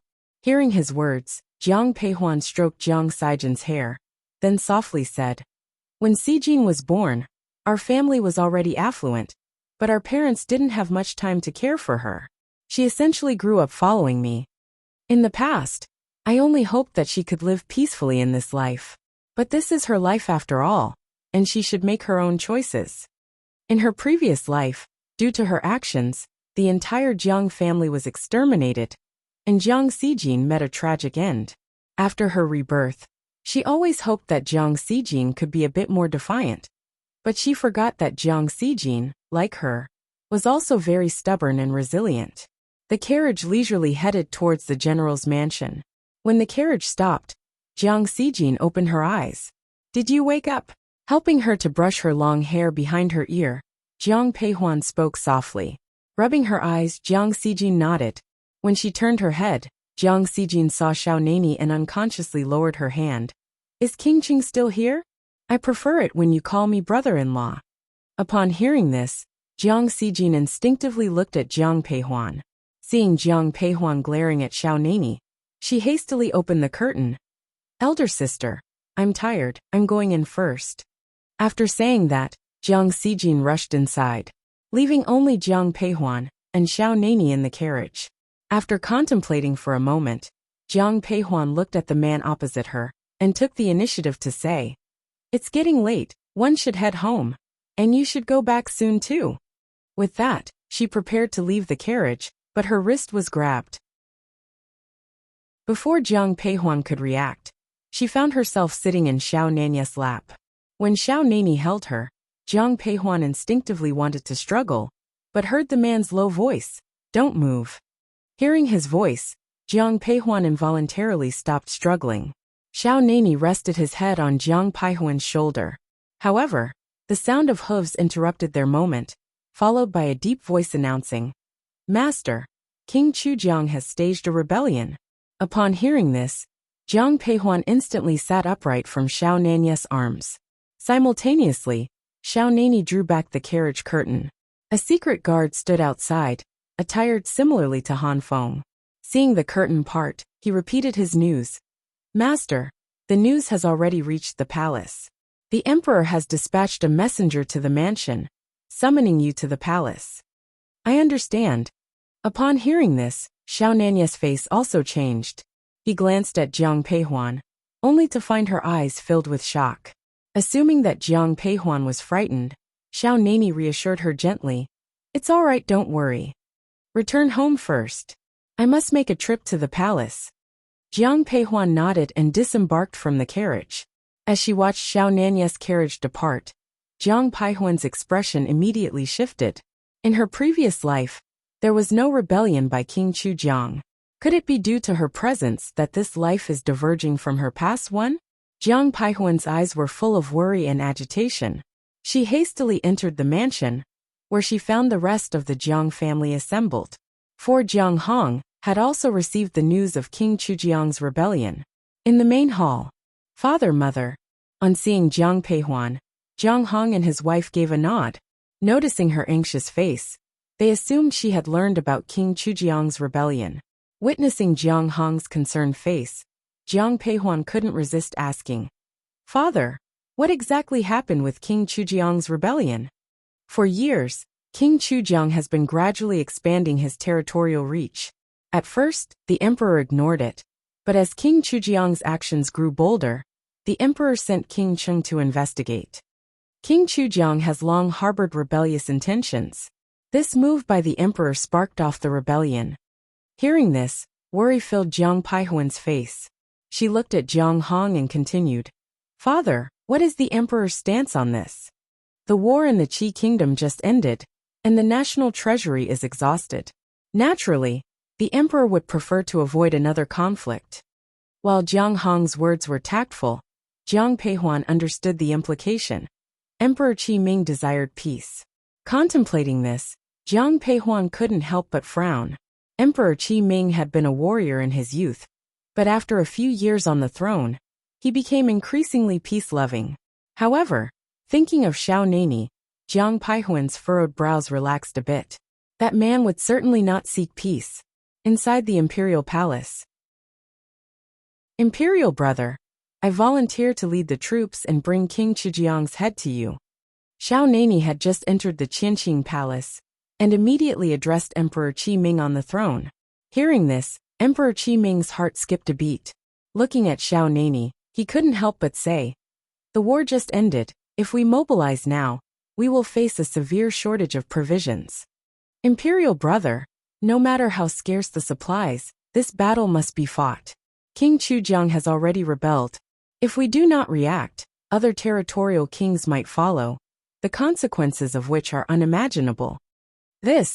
Emperor Qi Ming had no desire for war, but upon hearing Xiao Nanya's statement, his eyes revealed some conflict. At that moment, a gentle voice sounded, Father, I think we should carefully consider this matter. Seeing Emperor Qi Ming's furrowed brows, Xiao Juanhao stepped forward and softly spoke.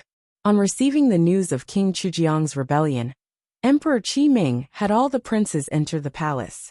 Hearing Xiao Junhao's words, Emperor Qi Ming nodded. You make a good point. Is Prince Qing's idea of long-term planning to seek peace? Just as Emperor Qi Ming finished speaking, Xiao Nani turned to Xiao Juanhao. As he spoke, a hint of mockery filled Xiao Nanya's eyes. Seeing this, Xiao Juanhao clenched his fist tightly. After a moment, he finally spoke in a low voice. Whether to fight or seek peace, both require long-term planning. Follow current novels on topnovelfool.com. Chapter 175. Lin Mingio's plan. Your Majesty, one believe Prince Qing makes a valid point. This matter is grave, and we should deliberate thoroughly. Lin Ruhai quickly interjected, noting Xiao Nanya's aggressive posture. Before he could complete his thought, Xiao Nani scoffed. General Lin, despite inheriting your title from your elder brother and hailing from a military lineage, where is your warrior spirit? Unease clouded Lin Ruhai's eyes at the taunt. Emperor Qi Ming, who was sitting on the dragon throne, tired of the argument, glanced outside and declared, "Enough. It's getting late. We'll continue tomorrow. Everyone go home." Then, everyone left the palace. Outside the palace gates, Lin Rahai approached Xiao Juanhao. After offering a respectful bow, he said softly, "Your Highness, how is Yao Er?" "Lord Lin, don't worry. The poison in Yao Er's body has been cured," Xiao Juanhao reassured. "That's good." Knowing that Lin Mingyao was fine, Lin Rahai couldn't help but heave a sigh of relief. Mindful of Emperor Qi Ming's preference for distance between the prince and officials, Xiao Juanhao exchanged brief pleasantries before boarding his carriage. Upon reaching the Qing mansion's entrance, news reached Xiao Juanhao that Lin Mingyao had regained consciousness. Dawn was breaking, and without hesitation, he hastened to her chambers. Feeling disoriented, Lin Mingyao tried to rise and bow upon seeing Xiao Juanhao. However, he quickly interjected, "Rest. No need for formalities in your state." She settled back onto the bed. Xiao Juanhao sat beside her, his expression filled with concern. "Are you still feeling unwell? I apologize for worrying you, Your Highness." "Yao Er is fine now," she assured him. "That's a relief." She could sense his unease. "Your Highness, is something troubling you?" From the moment he entered the room, Lin Mingyao noticed a shift in his demeanor. Though his tone remained gentle, his eyes held a trace of frustration. "King Chujiang has rebelled," he revealed. Given Lin Mingyao's unique abilities, Xiao Juanhao was often candid with her about courtly affairs. Thus, upon her inquiry, Xiao Juanhao briefly told her what happened in the Palace of Heavenly Purity. Lin Mingyao listened quietly as Xiao Juanhao spoke. After Xiao Juanhao finished speaking, Lin Mingyao said in a low voice, "Your Highness, this could be an opportunity for you." His eyes flashed with uncertainty at her suggestion. Holding his gaze, she continued in an even softer tone, "Your Highness, you and King Qing have never seen eye to eye. Given the circumstances, why not use this chance to get rid of King Qing? It's said that the battlefield is unpredictable. One believes King Chujiang is no ordinary adversary." Although Lin Mingyao's voice was very soft, Xiao Juanhao still heard every word. When he thought of how Xiao Nani had mocked him at the Palace of Heavenly Purity today, his eyes darkened. After pondering for a while, a decision seemingly made, he smiled warmly at Lin Mingyao. "Yao Er, I am truly fortunate to have you by my side. Get well quickly. Once you're healed, one will ask father to bestow a marriage." "I understand, Your Highness." Hearing Xiao Junhao's words, Lin Mingyao's eyes revealed a hint of shyness, but she still nodded. The day was already brightening outside. Xiao Junhao's eyes looked heavy with exhaustion. Seeing his weariness, Lin Mingyao quickly said, "Your Highness, you seem weary. Perhaps you should return and rest." Acknowledging his fatigue and heeding Lin Mingyao's advice, Xiao Juanhao simply nodded and departed. After he left, Lin Mingyao turned to her maid and inquired, "Who helped me cure the poison in my body?" The maid, upon hearing Lin Mingyao's query, approached and whispered, "Miss, it was the eldest daughter of the Jiang family who cured you." "Who?" "The eldest young miss from the Jiang family." Lin Mingyao's eyes widened in astonishment upon hearing this. The very poison, crafted from the seven-colored flower and formulated by her master, was initially intended for Xiao Nani. She had assumed her master had returned to treat her. Never had she imagined that her savior was Jian Peihuan. Clutching the blanket next to her, a myriad of emotions flitted across Lin Mingyao's eyes. As for courtly affairs, Jian Peihuan was blissfully unaware. As dawn broke, Jiang Xijin pushed open the door to Jiang Peihuan's room. Observing her elder sister, who had just awakened, Jiang Xijin suggested gently, "Elder sister, let's go to the city today and stroll around. I've been in the military camp all month, and one haven't been out for a long time." Jiang Peihuan didn't really want to go out, but she couldn't resist Jiang Xijin's persistence, and finally nodded in agreement. They both boarded a carriage and left the general's mansion. Once on the streets, Jiang Xijin didn't want to stay in the carriage any longer, and she started looking at the street stalls. Jiang Xijin was sampling food from every stall she passed. Soon, Yu Er's hands were full of various snacks. Seeing Jiang Xijin still wanting to buy more, Jiang Peihuan couldn't help but comment, Are you planning to bring the whole street back home? With Jiang Peihuan's intervention, Jiang Xijin didn't buy any more food, but instead headed to the 100 Treasure Pavilion. Jiang Peihuan didn't like wearing jewelry, so she sat down on a chair and started observing the items inside the cabinet. She noticed a piece of jade. The jade was still in its raw form and hadn't been carved. Jiang Peihuan had always wanted to give something to Xiao Nani, considering the many gifts he had given her. Other than a dress, she hadn't given him anything in return. Elder sister, what are you looking at? Turning around, Jiang Xijin saw Jiang Peihuan staring at something in the cabinet and quickly approached her. Young lady, are you interested in this jade? The store manager, a sharp observer.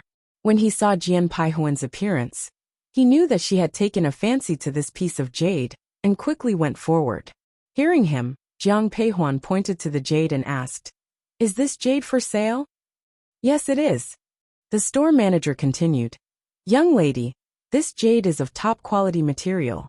It was originally intended to be carved into a seal. However, our craftsmen felt it would be better suited as a pendant. But carving it into a pendant would result in significant waste, so our boss decided to just display it as is. What he left unsaid was that if someone wanted it carved into a pendant, the loss would be on them. But Jiang Peihuan understood. The jade was pure white with a faint hint of red, indicating its excellent quality. Turning to the store manager, Jiang Peihuan softly inquired, How much is this jade?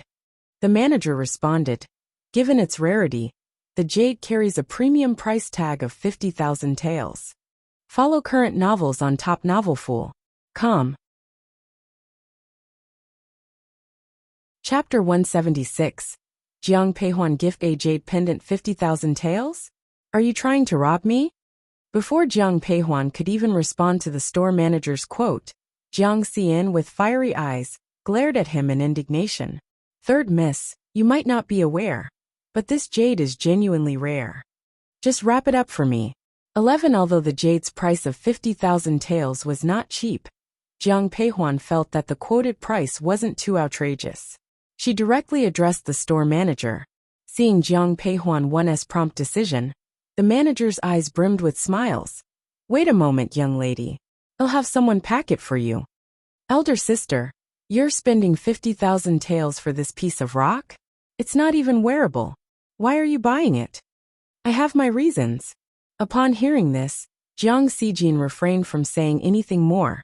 After another round of shopping, they returned to the general's mansion. After returning to the plum garden, Jiang Peihuan looked at Yu and said, Help me find a set of carving tools. Eldest miss, do you plan to carve the jade? Yes. I'll get them right away. Yu returned shortly after with a set of tools. The jade was about a finger's length. Jiang Peihuan started carving, and by the time she had outlined the pendant, half of the jade had already been wasted.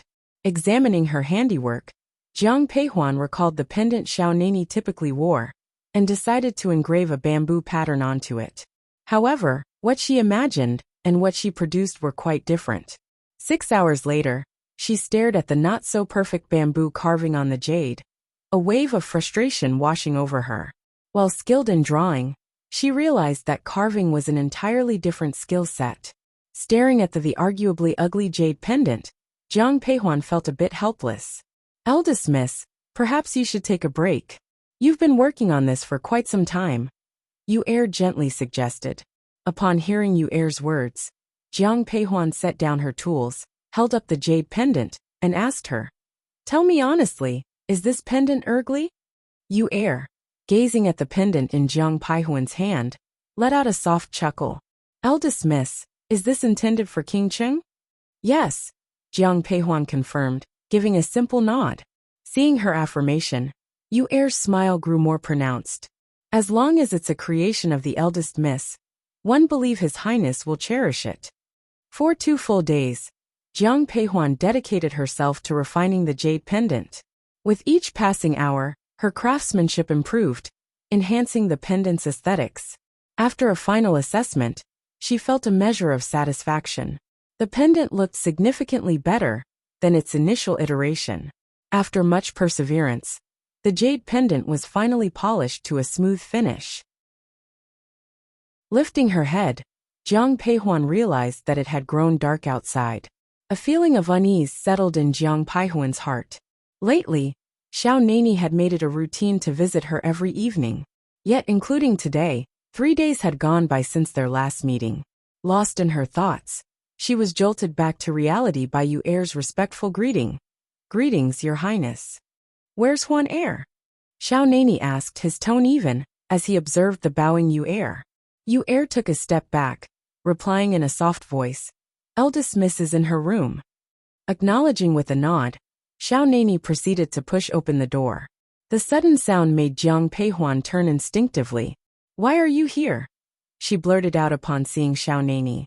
He offered a faint smile and replied, "Did you miss me over the past 2 days?" Jiang Peihuan's face remained impassive, but Xiao Nani could sense the faint warmth in her voice. However, she responded with a slight glare. Nevertheless, she poured him a cup of tea, placing it before him, and gently inquired, "Has there been any decision in Rhe court?" Taking a sip, Xiao Nani answered, "Huan Er, he'll be leading the troops into battle tomorrow." Tomorrow?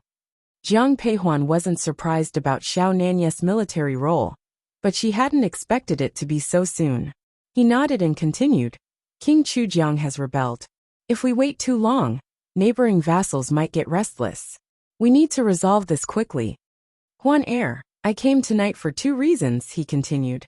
"Firstly, to bid you farewell, and secondly, to inform you that if this campaign extends beyond 2 months, our wedding might be delayed." "Do you understand?" Jiang Peihuan responded with a nod. Seeing no trace of resentment in her gaze, Xiao Nani looked somewhat contrite. "If I can't make it back in time, I'll personally apologize to your parents." "There's no need for apologies. It's not your fault." Looking into his eyes, Jiang Peihuan showed a soft smile. "Xiao Nani, haven't you forgotten? Both my parents are from the military. They understand you better than anyone." His expression lightened with a smile, but it soon faded as he gravely added, "Be wary of Xiao Juanhao after one leave." A few days ago, he was ambiguous about Chujiang King's rebellion, but today, he's strongly advocating for war. "I suspect he has ulterior motives." Hearing this, a thoughtful look crossed Jiang Peihuan's face. Seeing Xiao Nani's concern, she reassured him, "Don't worry, I'll be cautious. While I'm in the general's mansion, he can't really harm me. After all, the people in the mansion are no pushovers." Interrupting the somber mood, she announced, "I have a gift for you." At the mention of a gift, Xiao Nani's curiosity was instantly kindled. Jiang Peihuan then presented the jade pendant she had carved. She initially planned to give it to him at a later time, but since he's departing tomorrow, she decided to give it now. Receiving the jade pendant, Xiao Nani's eyes lit up with surprise. "Is this for me?" Jiang Peihuan was initially worried since Xiao Nani typically used nothing but the best. However, seeing his delighted reaction, she felt relieved. But as she looked at Xiao Nani, she softly said, "My carving skills aren't that good, so did you carve this yourself?" Before Jiang Peihuan could finish, Xiao Nani interrupted her with a gentle question. Seeing her nod, the smile in his eyes deepened even more. Follow current novels on topnovelfool.com. Chapter 177. Expedition in front of Jiang Peihuan. The man took off the jade pendant from his waist, and then put on the pendant that Jiang Peihuan had carved. "This was carved by your own hands, Huan Er. It's more precious than any treasure in the world." While speaking, he gently touched the jade pendant on his waist. "I wasn't sure about the design you'd like, so one chose this bamboo pattern. Do you like it?" "I love it. I really do." As soon as Jiang Peihuan spoke, Xiao Nani quickly added, "By the way, your elder brother is also joining this expedition." "My elder brother is going too?" It was only then that Xiao Nani remembered this matter, and Jiang Peihuan's eyes widened in surprise. If Jiang Ailong were the one going on the expedition, Jiang Peihuan wouldn't have been so surprised. But she couldn't understand why Emperor Qi Ming would send Jiang Changbai along with Xiao Nani. Perhaps sensing her confusion, Xiao Nani whispered, "Even though your father has handed over his military seal, Imperial brother still has his reservations." The great general's fame outside is already high. Unless necessary, the imperial brother wouldn't let him lead expeditions. But imperial brother also doesn't want your father to be displeased, so sending your elder brother is the best solution. Plus, I'm the main commander for this expedition, so imperial brother is at ease. Hearing Xiao Nanya's words, Jiang Paihuan's eyes were filled with a mix of emotions, complexity and helplessness. Throughout her past and present life, the Jiang family has been loyal to Emperor Qi Ming, yet he never truly trusted them. In this life, influenced by her, Jiang Hong handed over his military seal early. Jiang Peihuan thought this would set the emperor's mind at ease, but it didn't. But understanding an emperor's heart is a challenge. Seeing Jiang Peihuan's silence, Xiao Nani, thinking she was worried about Jiang Changbai, softly reassured, "Don't worry. Your elder brother has been in the army for years. He will be fine. Since you're leaving for the expedition tomorrow, you probably have a lot to handle tonight. You should return to your mansion." Xiao Nani wanted to spend more time with Jiang Peihuan, since he didn't know when he would return. But hearing her clear hint to leave, he nodded in agreement. After Xiao Nani left, Jiang Peihuan went to Jiang Shengbai's courtyard. Jiang Hong and Shui Yan had just arrived. Seeing them, Jiang Peihuan quickly went up and greeted, "Father, Mother. Huan you're here. Do you know about the expedition tomorrow?" Hearing Jiang Hong's words, Jiang Peihuan nodded. "Don't worry, Huan Your big brother will surely protect King Cheng." Seeing the worry in Jiang Peihuan's eyes, Jiang Chongbua smiled and said. On hearing this, Jiang Peihuan immediately said, "Elder brother, during this expedition, one just hope you can protect yourself." After all, Xiao Nani was the younger brother of Emperor Qi Ming. Jiang Peihuan believed that nothing would happen to him. But for Jiang Changbai, this time he's not leading the Jiang family troops, so she's worried. "Aunt, uncle, how about one go with Changbai this time?" Suddenly Xueqi spoke. Over the past few days in Jingdo, Xueqi had mostly been with Jiang Changbai at the military camp. When he heard Jiang Changbai was being sent on an expedition, his first reaction was to join. But hearing Xueqi's words, Shui Yan immediately refused. "No, Aunt, I said no, and that's final. This is a battlefield, not a vacation. What if something happens to you? How will one face your grandmother and your parents?" Hearing this, Xueqi closed his mouth in silence. "Elder brother, I've prepared some items for you. Take them all with you."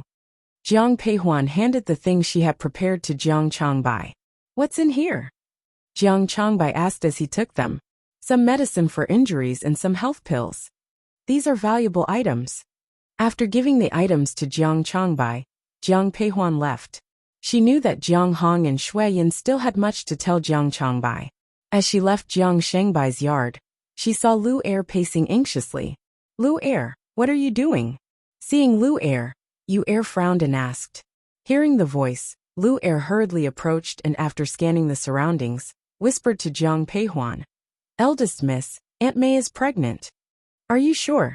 During this time, Jian Mei had been staying obediently at the general's mansion. Jiang Peihuan had always asked Lu to monitor Jian Mei. Hearing this news, Jiang Peihuan looked concerned. Lu nodded and whispered, "They've already consulted the doctor. She is indeed pregnant." "Eldest miss, why didn't Aunt May inform the old madam about her pregnancy, and instead secretly called the doctor?" Yu asked.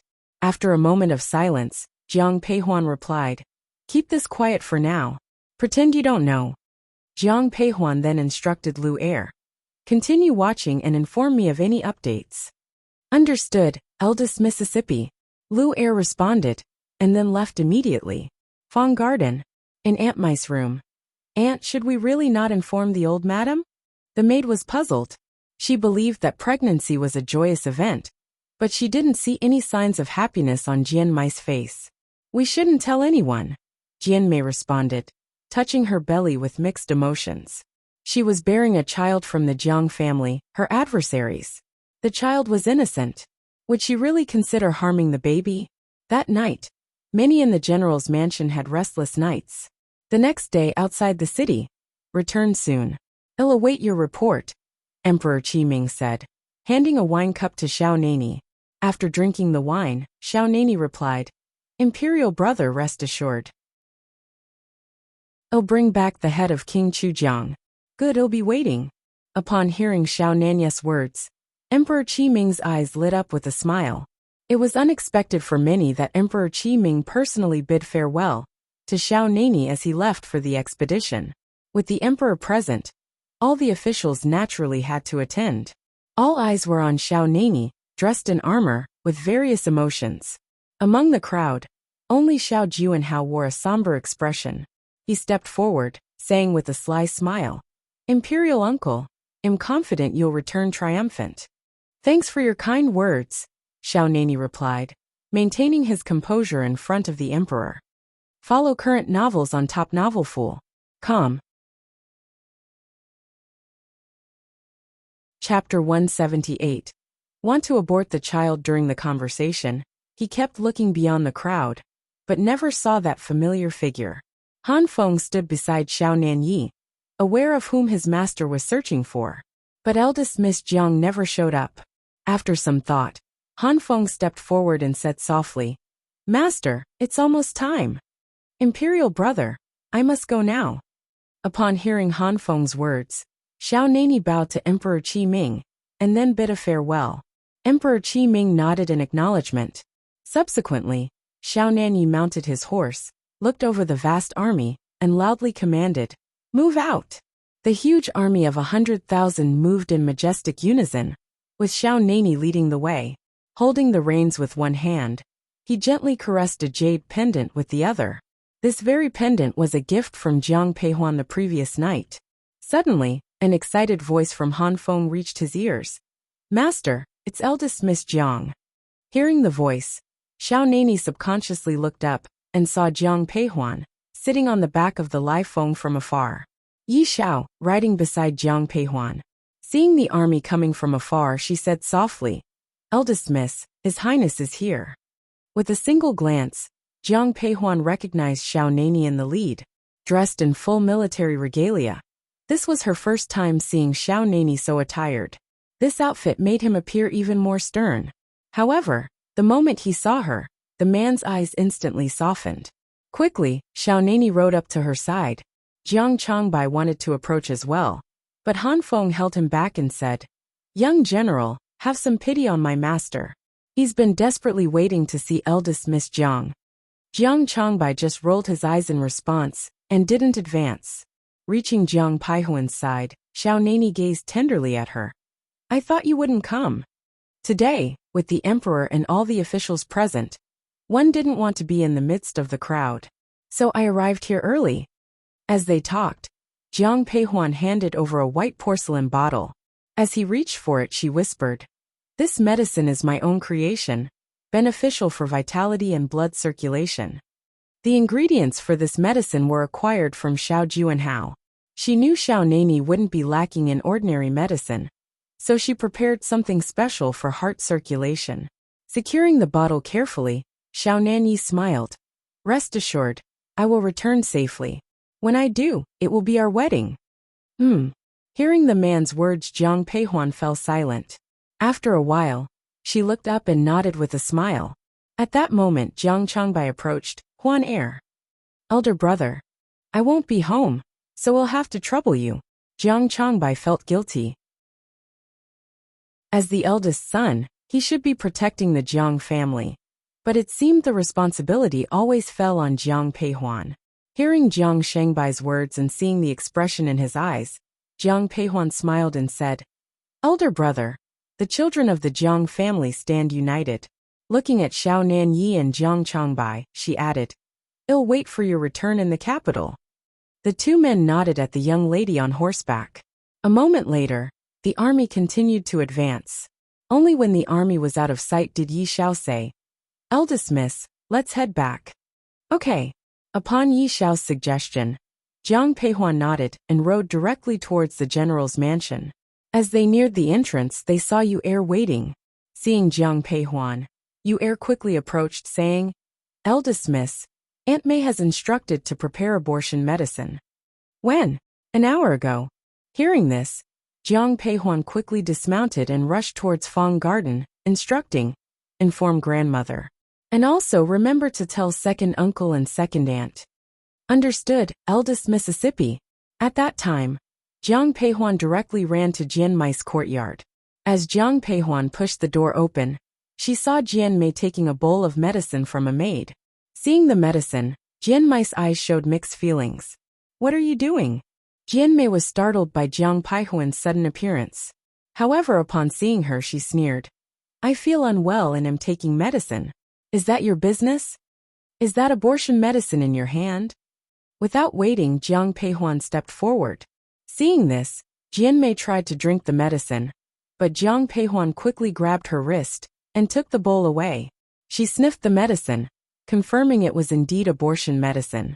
Seeing that her medicine had been snatched away by Jiang Peihuan, Jian Mei's eyes burned with anger. Give it back to me. Aunt Mei, the child in your stomach is the blood of the Jiang family. You have no right to decide whether he stays or leaves. What a joke. The child is in my stomach. If I don't want to give birth to him, who can do anything to me? You wicked woman. At this moment, old Madame Jiang also walked in, holding Nanny Zhe's hand, followed by Jiang Yuan and Zhou Rongfang. Seeing the scene, Jiang Yuan asked in disbelief, You're pregnant? Before Jian Mei could reply, Jiang Yuan said coldly, Why are you trying to abort the child? When he heard the maid mention that Jian Mei was pregnant, Jiang Yuan's heart filled with joy. Among the 3 branches of the Jiang family, he was the only one without a son. After so many years, Zhou Rongfang hadn't been pregnant again. He had resigned himself to having only one daughter, Jiang Ruyun. Now learning that Jian Mei was pregnant, he was hopeful for a son.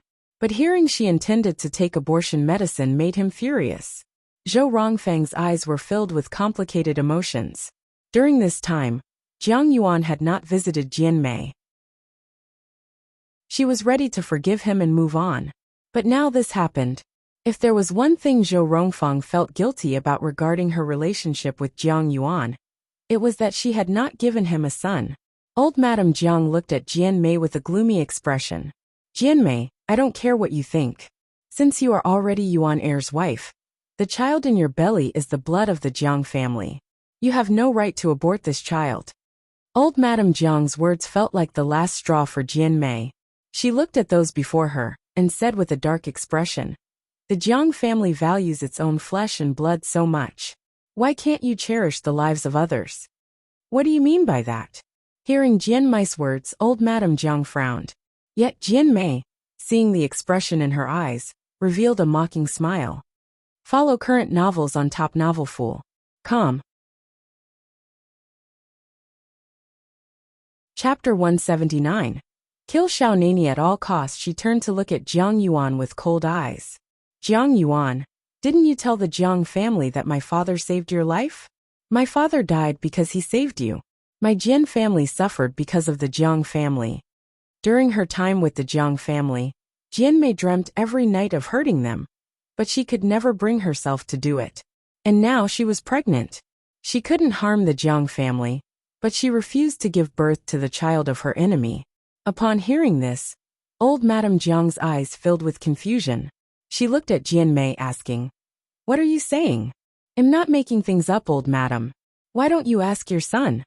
Yes, your father saved Jiang Yuan, but you're unaware that Jiang Yuan also saved your entire family. Father. As Jiang Hong approached, Jiang Peihuan quickly stepped forward to greet him with a bow.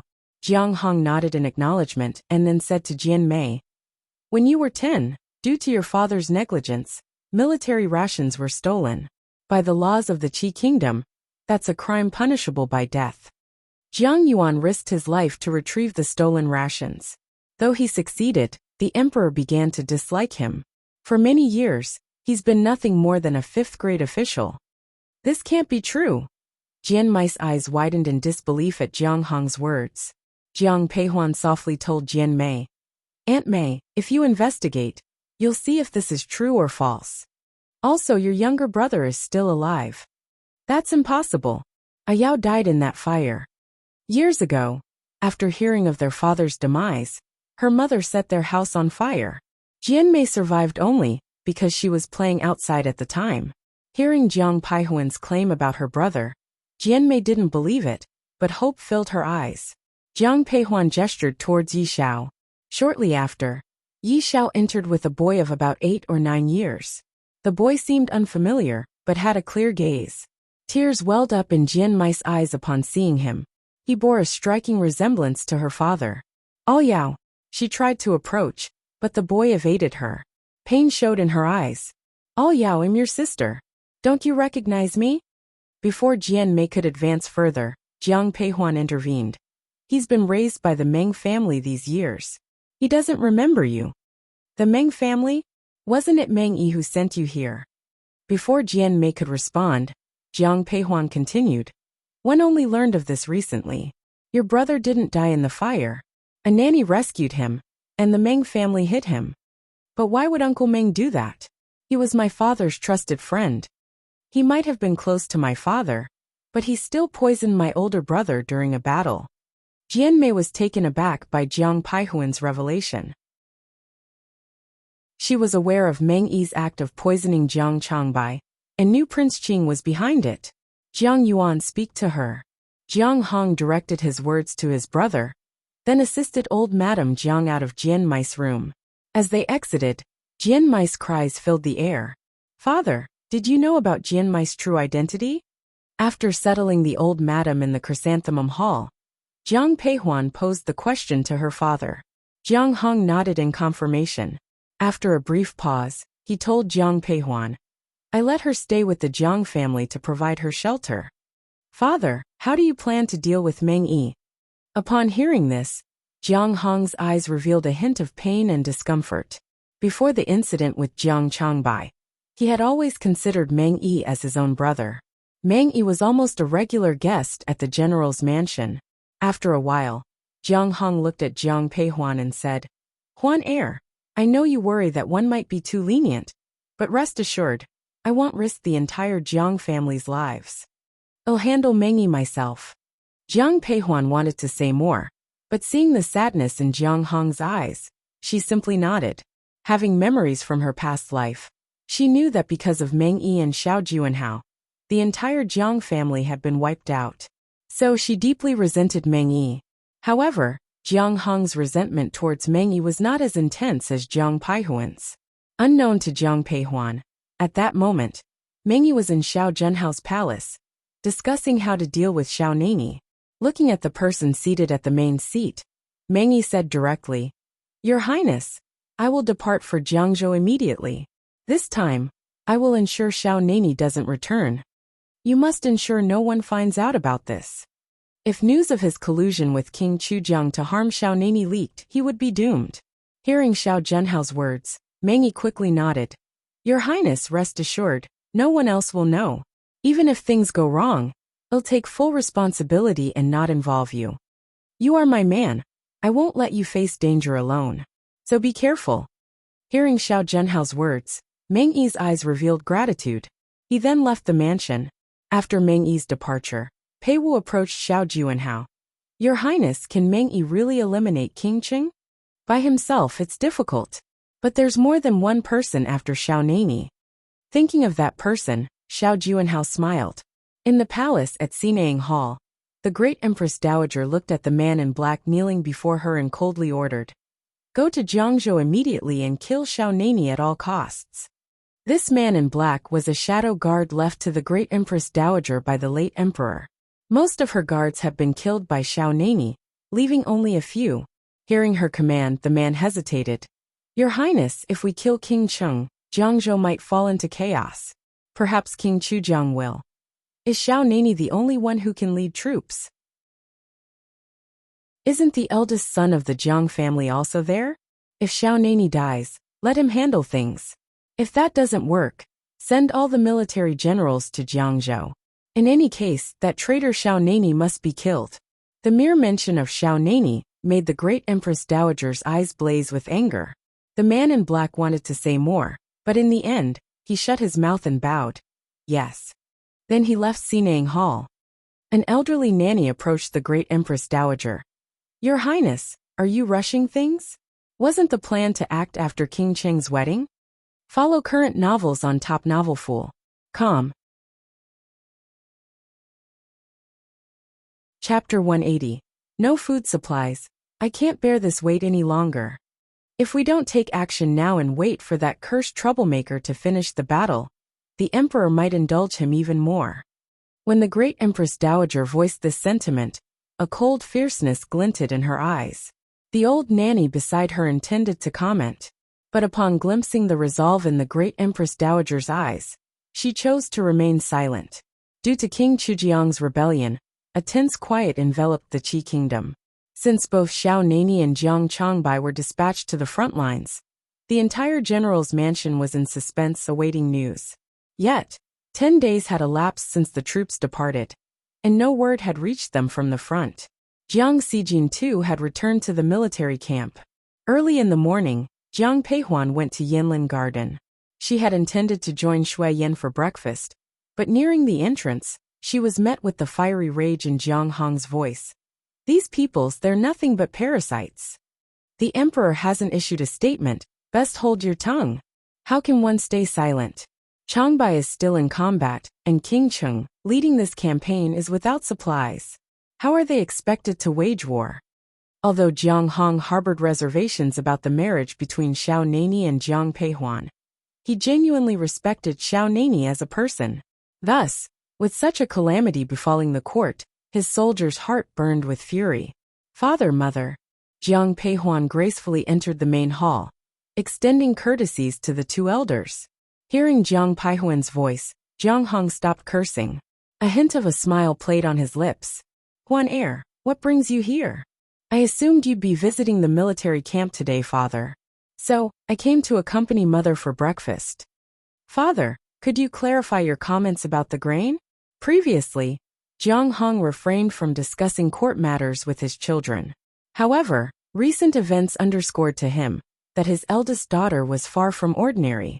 Meeting Jiang Peihuan's inquisitive gaze, he whispered, 10 days ago, King Cheng and your elder brother led the troops, having only 5 days' worth of grain. They were assured of subsequent supplies, but 10 days have now passed, and the Ministry of Revenue remains unable to furnish the grain. And the emperor? How would he address this? After all, Xiao Nani is his brother, his blood kin. Were it anyone else, perhaps the emperor's concern might wane. However, Jiang Peihuan personally witnessed Emperor Qi Ming's fondness for Xiao Nani. Jiang Hong's eyes clouded with a mix of frustration and resignation. The emperor is anxious every day, but the national treasury is empty. He has no choice. There were only 5 days' worth of rations, but Xiao Nani and the others had already set off for 10 days. Traditionally, in battles between two forces, securing food supplies took precedence. With thoughts of Xiao Nani and Jiang Changbai weighing on her, Jiang Peihuan's eyes brimmed with deep concern. Jiangzhou, inside the military camp. Your Highness, without any food today, our soldiers will not endure. Since their arrival in Jiangzhou, the camp's meals were reduced to thin porridge, the kind where rice grains were barely visible. Today there wasn't even rice for that. Seated, Xiao Nani's face had lost its color. He hadn't eaten in 2 days. He absent-mindedly fingered a jade pendant, the same one Jiang Peihuan gifted him. Upon hearing the concern, Xiao Nani questioned, "Where is the young general?" "Your Highness." Before Xiao Nani could elaborate, Jiang Changbai entered, drawing the curtain behind him. Jiang Changbai too looked troubled. He had spent years in the army, but this scarcity was unprecedented. Recognizing him, Xiao Nani inquired, "Have you gathered the information?" Jiang Changbai nodded. "Indeed. It seems King Chujiang has stored most of the grain in his palace. However, a portion remains in the granary by the docks outside the city. Tonight we'll raid the docks and seize the grain," declared Xiao Nani. Understood. Jiang Changbai had no objections to Xiao Nani's decision. On the battlefield, it's kill or be killed. Without food, their troops would face starvation. Later that evening, Xiao Nani, accompanied by Han Feng, left the camp. Turning to Jiang Changbai, he said, "During my absence, the camp's responsibilities are yours." "Your wishes will be honored, Your Highness," Jiang Changbai affirmed. With a nod, Xiao Nani departed. The Jingdo.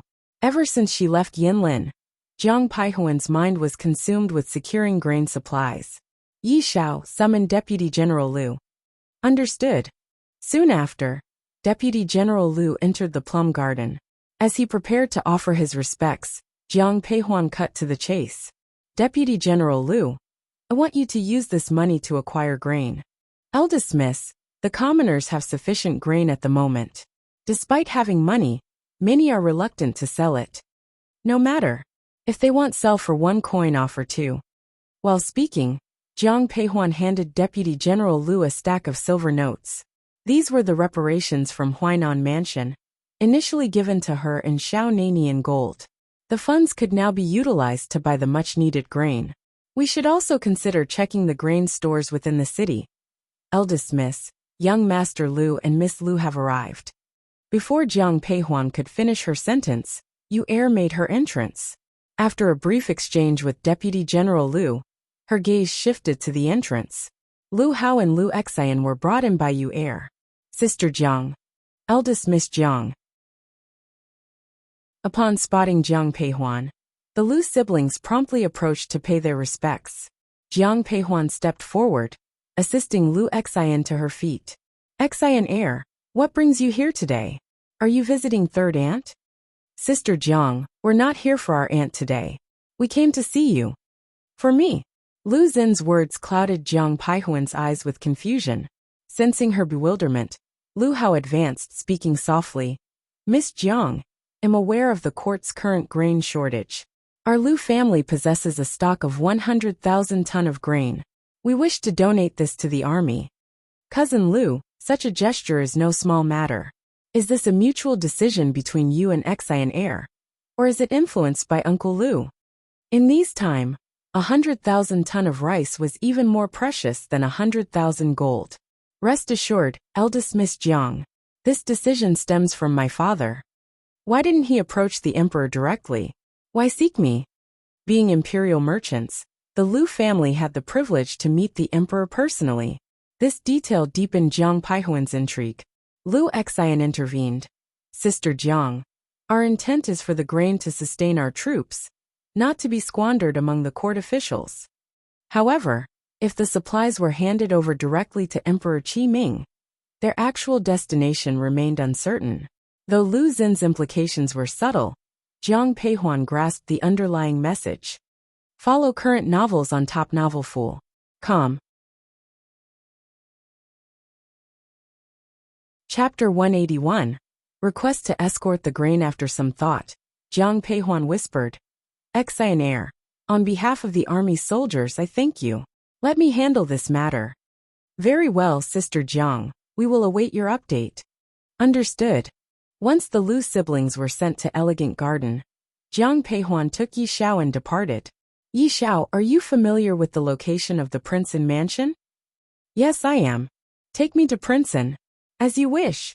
Upon leaving the general's mansion, Jiang Peihuan, with Yi Xiao, headed straight to Prince An's mansion. Xiao Zhenmo was coincidentally at home.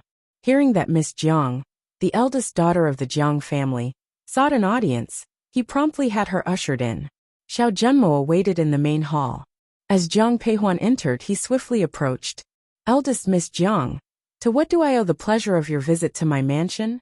Is there a matter at hand? Jiang Peihuan advanced, offering a formal bow, then murmured, Your Highness, I am here today with an urgent request. What is it? Tell me. As long as it's within my power, you have my assistance. I wish to meet with the emperor. Can your highness escort me into the palace? You seek an audience with imperial father? Eldest Miss Jiang, might one inquire the purpose of your visit? After briefly outlining the grain issue, Jiang Peihuan added, I intend to supply the army directly with 100,000 ton of grain. However, the emperor must be informed. Upon hearing this, Xiao Zhenmo promptly concurred. Eldest Miss Jiang, allow me to introduce you to the emperor. Follow me. Being the youngest prince, Xiao Zhenmo was bestowed by Emperor Qi Ming with the unique privilege of unhindered access to the imperial palace. Even accompanied by Jiang Peihuan, none dared to stop Xiao Zhenmo. It wasn't until they reached Chengxian Palace that Xiao Zhenmo turned to Jian Peihuan, gently instructing, Eldest Miss Jiang, I shall speak with my imperial father first. Please wait here. Yes. Upon Xiao Zhenmo's departure, Jiang Peihuan spotted Xiao Juanhao exiting with a radiant smile. However, upon noticing Jiang Peihuan, Xiao Junhao's mirth vanished. "Why are you here?" "Greetings, Prince Qing." Rather than answering Xiao Junhao's inquiry, Jiang Peihuan gracefully bowed. Despite her internal disdain for the man before her, she acknowledged the solemnity of the palace and accorded the necessary respect. "Jiang Peihuan, 1 a.m. asking you a question. Did you not hear?" "Prince Qing, it was Princeton who invited me." A hint of scorn flashed across Xiao Junhao's eyes, clearly skeptical of Jiang Peihuan's claim. Just as he was about to speak, Xiao Junmo walked over with a smile in his eyes. He waved at Jiang Peihuan and said excitedly, "Miss Jiang, come quickly. Imperial Father has agreed to see you." Without sparing Xiao Juanhao another glance, Jiang Peihuan proceeded directly into Qianqing Hall. "This humble servant pays her respects to your majesty." Walking to the table, Jiang Peihuan knelt down, offering a deep bow to Emperor Qi Ming. Observing the person kneeling before him, Emperor Qi Ming remarked calmly, "Princeton has informed me that you bear important news." "What is it?" "Your Majesty, the Liu family wishes to present King Cheng with 100,000 tons of grain as a testament to their loyalty as imperial merchants. However, they are uncertain about delivering this grain to the military, and thus approached me for assistance. I too am uncertain about ensuring the safe delivery of this vast amount of grain to our troops, which is why one sought an audience with you." Jiang Peihuan's voice notably emphasized her intent to deliver every grain without loss. Hearing this, a wave of surprise flashed across Emperor Qi Ming's eyes, swiftly followed by a glimmer of joy, which just as quickly vanished.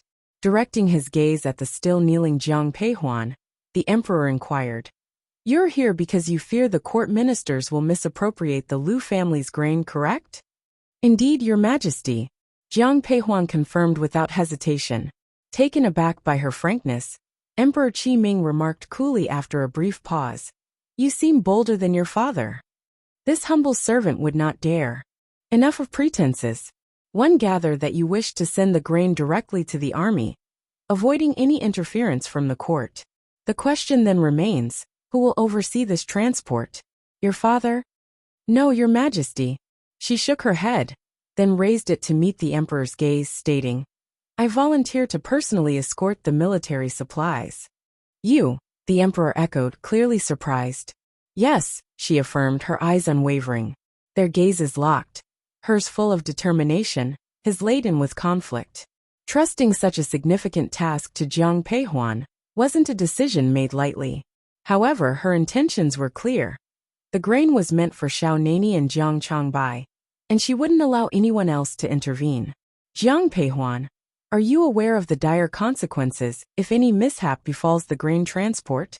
Should the grain face any misfortune under my watch, I am prepared to pay the ultimate price." "Very well. If you are bold enough to make such a pledge, then I shall entrust you with this task. The 100,000 tons of grain will be under your protection." "Your Majesty, I have one more request." "And what might that be?" "Although I am but a woman, one have been trained in martial arts since childhood, and have accompanied my father into battle. This time in Jiangzhou, I wish to join my brother on his campaign. Upon the army's return, I shall head back to the capital. I've heard you sustained injuries in a past battle, leaving lingering ailments." Concern flickered in Emperor Qi Ming's eyes. She bowed her head in gratitude, responding, "Your concern warms my heart, Your Majesty. However, I assure you my health has since recovered. Since, I shall grant your wish. One await your return alongside Xiao Nani." "Thank you, Your Majesty." Mention of Xiao Nani prompted Jiang Peihuan to offer a deep bow of respect. Shortly after, she exited the palace. Upon returning to the general's mansion, an imperial edict from Emperor Qi Ming awaited her. The decree conferred upon Jiang Peihuan the esteemed title of general, charging her with the safe escort of the grain, and to accompany the departing troops. Jiang Hong and Shui Yan were informed just as Jiang Peihuan finished her preparations. Beholding her in full military attire, their eyes mirrored a complicated emotions. "Huan heir, are you certain?" "Mother, worry not. I will return unscathed." Jiang Peihuan reassured, noting the worry in Shui Yan's eyes. Shui Yan sighed. It's best if we handle the grain transport ourselves. Huan heir, for this campaign, I bequeath command of the Flying Feathers Army to you. With those words, she handed a black command seal to Jiang Peihuan. The rhythmic march of soldiers soon echoed, as a regiment arrayed themselves before her. Leading them were Lin Xiao and Wang Ying, both offering their salutes. At your command, Miss Jiang. Follow current novels on topnovelfool.com. Chapter 182. Jiang Peihuan's departure. The Flying Feathers Army was established by Shui Yan. Despite its small size and being comprised entirely of women, each member was formidable. Under Shui Yan's leadership, they had garnered significant military achievements. However, once Jiang Hong relinquished his military power, the Flying Feathers Army became the Jiang family's ace up their sleeve. Jiang Peihuan, seeing the Flying Feathers Army before her, hesitated. Turning to Shui Yan, she softly said, Mother, while I'm transporting the grains, the Emperor has already dispatched soldiers. Perhaps you should keep the Flying Feathers Army close. Both your father and one are in the capital safe from harm. Please take the Flying Feathers Army with you. Huan heir, heed your mother's advice, Jiang Hong added in a low voice. Recognizing his intent, Jiang Peihuan nodded, taking the command seal offered to her. Checking the time, she addressed Jiang Hong and Shui Yan. Father, mother, it's getting late. One must depart. Very well. Huan heir, come back safely, old Madame Jiang, with teary eyes, implored as she gazed upon Jiang Peihuan in her military attire. The thought of her great-grandson facing peril in battle had been nerve-wracking enough. Now with Jiang Peihuan setting off, concern dominated the old madame's eyes. Acknowledging the old madame's anxiety, Jiang Peihuan approached, bowed deeply, and assured, Grandmother, one promised to return safely. All right, my dear. I'll await your return, the old madame replied with palpable emotion. If Jiang Ruyan still felt that the Jiang family treated her differently from Jiang Peihuan in the past, then at this moment, she was very indifferent. Eldest sister was indeed stronger than her. Hearing this, Jiang Peihuan responded with a reassuring smile. One trusts you. After offering a respectful bow to the gathered crowd, Jiang Peihuan spurred her horse forward. The supplies were already at the Jiang mansion's entrance, collected by soldiers from Emperor Qi Ming. Without further delay, Jiang Peihuan declared, Let's move out. With her command, the group promptly advanced towards Jiangzhou. Remembering that 10 days had passed since Xiao Nanya's incident, Jiang Peihuan felt a growing urgency. The journey from Jingdou to Jiangzhou would span 2 to 3 days. Fearing that the army wouldn't endure without supplies, she addressed her troops. Before King Cheng departed, their food supplies would last only 5 days. It's been 10 days since then, so we must hasten our pace. We understand, eldest miss. The person who spoke was Su Zhao. He was the vice commander of the Imperial Army, and was also the person sent by Emperor Qi Ming to accompany Jiang Peihuan. Although Emperor Qi Ming had promised Jiang Peihuan to let her escort the grain, he still had to send someone to take over. Hearing Su Zhao's words, Jiang Peihuan nodded. As they sped on, the distant beat of hooves reached them. Yi Xiao, close by, turned her head to identify the newcomer and whispered to Jiang Peihuan, Miss, it's the young master Shui. Following her gaze, Jiang Peihuan recognized Xueqi approaching. She had wondered about his absence at the general's mansion earlier, only to realize he'd secretly set out ahead. Pulling on her reins, she waited for Xueqi. Upon reaching her, before Jiang Peihuan could address him, Xueqi hurriedly spoke. I've informed my aunt and family. One couldn't let you undertake this journey alone. One must accompany you. Jiang Peihuan, with a mix of amusement and resignation, asked, Would it matter if one objected? Seeing her expression, Xueqi grinned. Naturally it wouldn't. In that case, I appreciate your company, cousin Qi. All right. He laughed lightly, nodding in acknowledgement. Their brief exchange didn't impede the group's progress. In the beginning, the group moved quickly. However, by the time they reached the outskirts of the city, their pace had noticeably slowed. Why have we slowed down, Commander Su? Noticing the change in speed, Jiang Peihuan turned her gaze to Su Zhao. Su Zhao met her eyes, his own filled with a mix of embarrassment and helplessness. "Eldest miss," he whispered. "The men I've brought this time aren't accustomed to long marches. We've been on our feet for over 2 hours. They've reached their limits." He seemed somewhat chagrined as he continued, especially given that none of the women from the feathered army appeared fatigued. In stark contrast, the imperial soldiers head brought were visibly struggling. Upon hearing this, Jiang Peihuan's brow furrowed. She remained silent for a moment, then instructed, "Allow the troops a brief rest." "Thank you, eldest miss," Su Zhao expressed with gratitude. At Su Zhao's mention of rest, the exhausted imperial soldiers almost immediately collapsed onto the ground. Xue Qi, standing beside Jiang Peihuan, looked on with barely concealed disdain. "Such a display would earn nothing but scorn back in Qingzhou," he remarked dryly. "Enough, cousin Qi," Jiang Peihuan whispered. Worried that his comment might incite tensions, she shot him a cautionary glance. Chastened by Jiang Peihuan's look, Xue Qi bit back any further comments. From where she stood on the city's outskirts, Jiang Peihuan's gaze traveled to the distant Jiangzhou. Her eyes mirrored deep concern. There had been no word from Jiangzhou, and Jiang Peihuan's anxiety for Xiao Nani and Jiang Changbai grew. "Jiangzhou, young general, the king and his men have returned," a voice reported. When Xiao Nani left with his men last night, Jiang Changbai had been guarding Xiao Nani's tent. He did not sleep for the entire night. When he heard the noise outside, Jiang Changbai immediately stood up. As soon as he lifted the curtain, Jiang Changbai saw the food on the horse. Although it wasn't much, only about 20 ton, it could at least allow the soldiers to hold on for another day. Xiao Nani strode over and Jiang Changbai quickly went up to him. "Your Highness?" Nodding at Jiang Changbai, Xiao Nani looked at Lin Xingqian and said, "Ask the kitchen to cook all the food." "Yes, Your Highness." As Lin Xingqian moved to execute the order, Jiang Changbai turned to Xiao Nani, concern evident in his voice. "Your Highness, we're out of food in the camp. Shouldn't we reserve some of this? Even if all of this food is cooked, it's only enough for today's food. There's no need to keep it." As he spoke, Xiao Nani walked into the tent. Follow current novels on topnovelfool.com.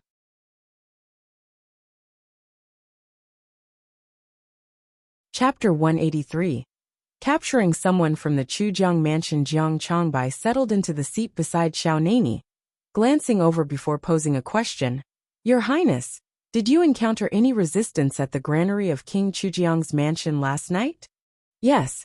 Seeing Xiao Nani's affirmation, Jiang Changbai inquired further. "What's the state of King Chujiang's forces?" A shadow passed over Xiao Nani's face as he looked back at Jiang Changbai, murmuring, "They are formidable." This succinct response caused a hint of concern to appear in Jiang Shangbai's eyes. At this moment, Han Feng walked in with 2 bowls of porridge. He looked at the 2 people on the chairs and said softly, "Master, young general, please eat first." He set the porridge on the table. Having not eaten for 2 days, both Xiao Nani and Jiang Changbai instinctively reached for their bowls. Yet Xiao Nani paused to ask Han Feng, "Has everyone been given their portion?"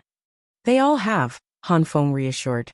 Comforted by the response, Xiao Nani began to eat. But he had barely finished when an urgent voice from outside alerted them. "Your Highness, we are under attack." Exchanging a swift glance, both Xiao Nani and Jiang Changbai left their seats, exiting the tent in haste. Without a word, Xiao Nani headed in the direction of the disturbance. Han Feng was at his side, leading Zhui Yin Xiao Nani's steed. Quickly mounting, Xiao Nani rallied his men to move out. As they neared the site of the commotion, the clashing of weapons became discernible. Lin Xingqian, it appeared, had already engaged the intruders.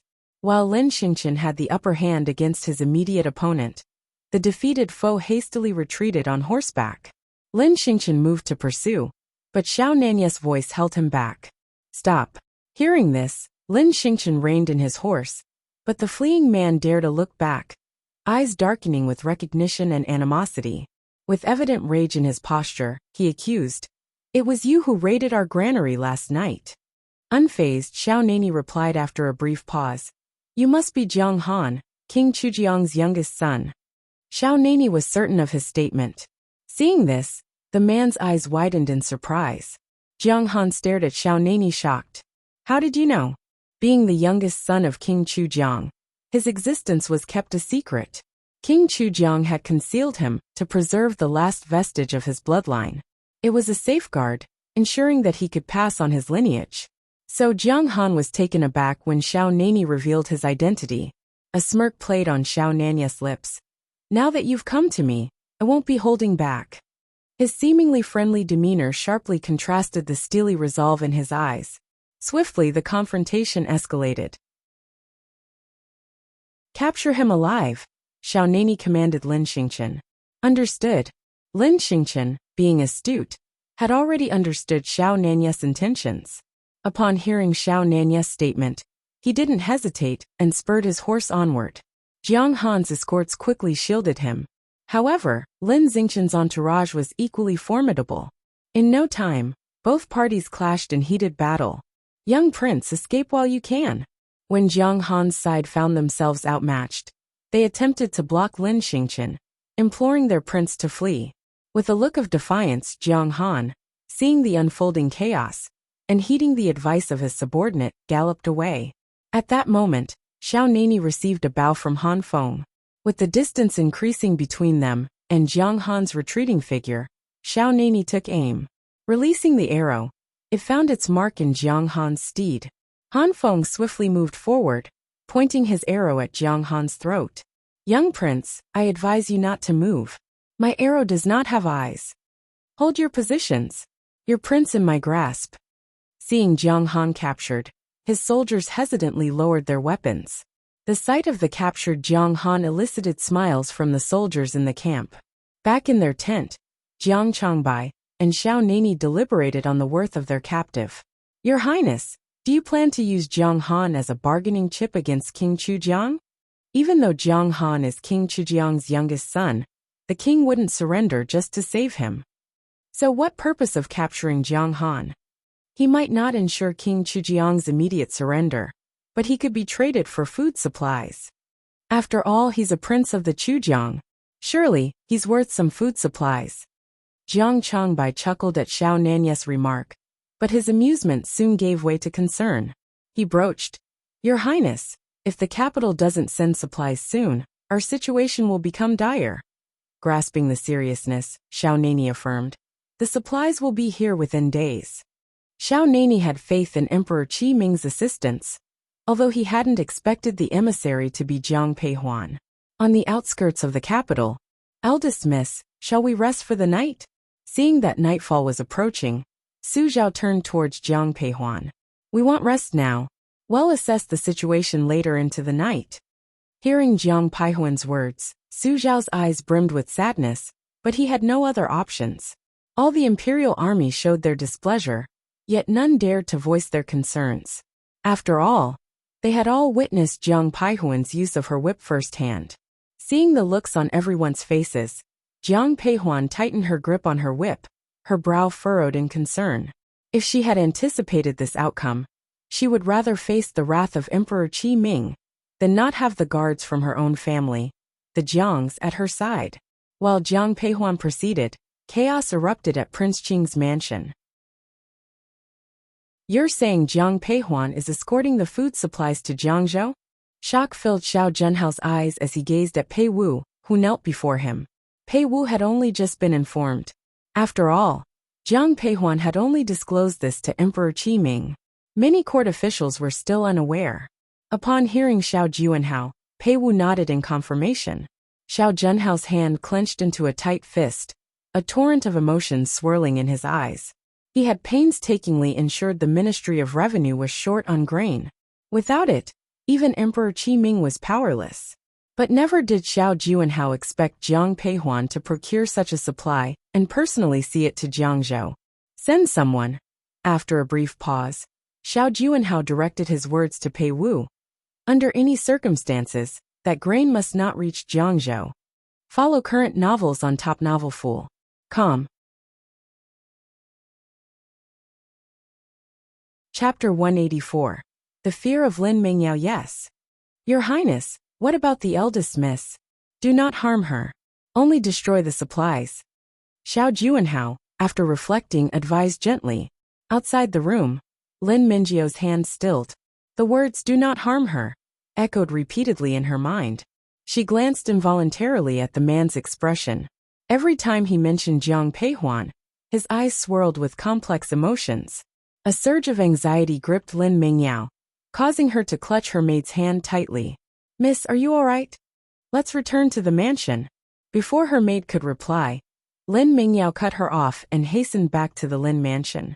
Due to the previous poisoning incident at the feast, Lin Mingyao had been residing at the Prince Qing Palace. Her sudden return elicited mixed reactions from the Lin family, joy intertwined with concern. Ignoring everyone, Lin Mingyao headed straight to Lin Ruhai's study. "Are you certain it was him?" Lin Ruhai, with a grim expression, questioned his steward. Having served Lin Ruhai for years, the steward knew his concerns well. He nodded affirmatively. "It's indeed Lin Xingchen." Hearing that name, Lin Ruhai slumped into his chair. But within moments, determination glinted in his eyes. "Even if he returns, I'm not afraid." 1 a.m. charge on the Lin family now. A knock interrupted their conversation. With a wary expression, Lin Ruhai inquired, "Who is it?" "Father, it's me." Relief washed over Lin Ruhai upon recognizing Lin Mingyao's voice. He signaled the steward to open the door. "Eldest Mississippi." Lin Mingyao, acknowledging the steward, and approached her Lin Ruhai. "Father, get up." Gazing at his bowing daughter, Lin Ruhai spoke softly. Once Lin Mingyao settled into a nearby chair, he continued, "Weren't you at the Qing mansion? Why the sudden return?" "Father, one returned with an urgent matter. I need your assistance." "What is it?" Lin Mingyao leaned in, whispering her request into his ear. Stunned, Lin Ruhai stared at her. "You want me to send someone to kill Jiang Peihuan?" "Yes." "Why?" "Father, I'm not sure when it began, but Jiang Peihuan's influence over His Highness seems to be growing. We, the Lin family, have invested everything in His Highness. I will not allow anyone to threaten our position." At first, Lin Mingyao didn't truly intend to harm Jiang Peihuan. However, recent events made her acutely aware of the widening gap between them. If one day he truly fell for Jiang Peihuan, the thought alone was something Lin Mingyao neither dared to entertain nor risk. She resolved to quash this potential threat at its very inception. Lin Ruhai had always perceived his daughter Mingyao as composed and gracious. This was the first time he detected a hint of jealousy in his eldest daughter's demeanor. Stepping forward, Lin Ruhai placed a comforting hand on Lin Mingyao's shoulder. Whispering, he reassured, "Yao heir, don't fret. I'll take care of Jiang Peihuan for you." "Thank you, father. But remember, His Highness mustn't learn of this." "Don't worry. One have it under control."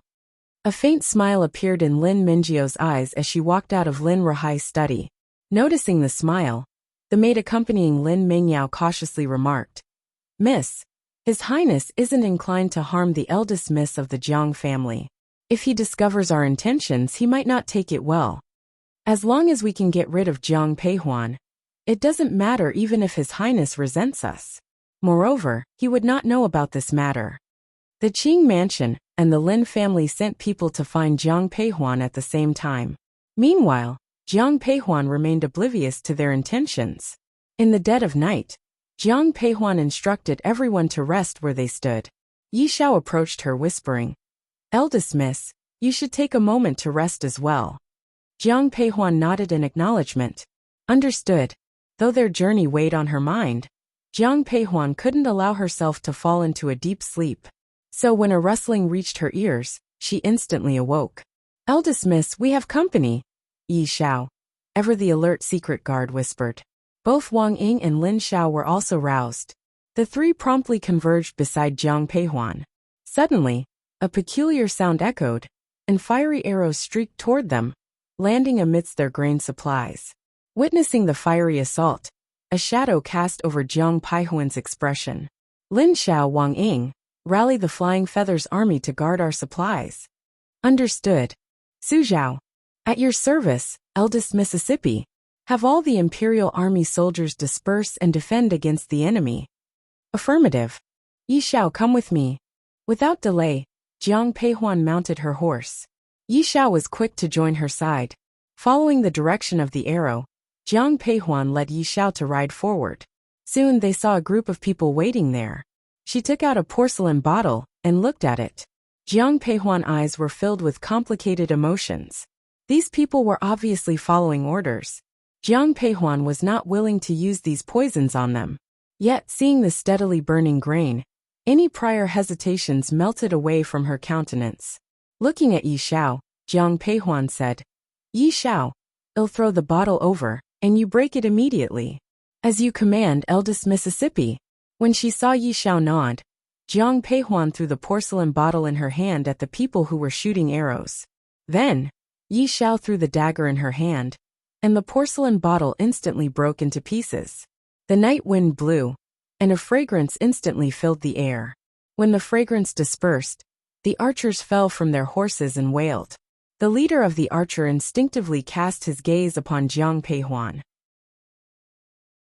He trained his arrow directly on Jiang Peihuan, but before he could release it, he was overcome with dizziness and collapsed to the ground. "Young miss, shall we execute these men?" "There's no need. Spare their lives." With that, Jiang Peihuan made her way back. A significant amount of grain had been consumed by the flames. As she surveyed the scorched grain, Jiang Peihuan's eyes brimmed with sorrow. Turning to Su Zhao, Jiang Peihuan spoke decisively. "Commander Su, it isn't wise to linger here any longer. Let's move on." "Yes, eldest Mississippi." The fatigue weighed heavily on the Imperial Guards. Yet after the recent turn of events, none dared voice their complaints. Particularly since Jiang Peihuan, by her lone effort, had thwarted the incident, the guards' perception of her changed entirely. Jiang Peihuan swiftly mounted her horse, gripping the reins of Lai Foam tightly. However, not long after they left, a group of men in black rushed out. "Guard the grains. Follow current novels on Top Novel.com." Chapter 185. Attacked. Upon seeing these people, Jiang Peihuan's immediate thought was to safeguard the grains. Yet, she quickly realized that they weren't there for the supplies but for her. Because those men in black directly unsheathed their swords, aiming straight at Jiang Peihuan. With a swift movement, she drew her long whip from her waist, flicking her wrist to strike the man before her. Yi Xiao, Wang Ying, and others were quick to back her up. Protect the eldest Mississippi. The Flying Feathers army was established by Shui Yin. To them, Jiang Peihuan held more value than any supply of grain. As for Yi Xiao, she was only thinking about Jiang Peihuan. Though those trying to assassinate Jiang Peihuan were highly skilled, her group was rejuvenated and seasoned. In no time, the attackers were either wounded or killed. Still, they showed no inclination to retreat, determined to fight to the death. It wasn't long before only 2 of the attackers remained. Seeing Yi Xiao readying his dagger, Jiang Peihuan coldly commanded, "Keep them alive." Heeding her orders, both Yi Xiao and Wang Ying adjusted their attacks. Soon, the duo was captured and presented to Jiang Peihuan. Their face masks had been removed, revealing tattoos on their foreheads. Recognizing the mark, a unique sign of assassins in the martial world, Jiang Peihuan remarked, "You're from the Dark Blood Pavilion." Hearing their identity disclosed, surprise flashed in their eyes, but they remained silent. This didn't seem to anger Jiang Peihuan. Instead, she turned her gaze to the man on her left, questioning, "Who wishes me dead?" He responded with only silence, avoiding her gaze, prompting a smirk from Jiang Peihuan. Without hesitation, she brandished her whip again, ensnaring the man's throat. With a sudden tug, the man's complexion turned a ghastly shade of green. His companion's eyes widened in horror. Struggling to breathe, the ensnared man's face transitioned from green to a pale white. Just when death seemed imminent, Jiang Peihuan released her grip.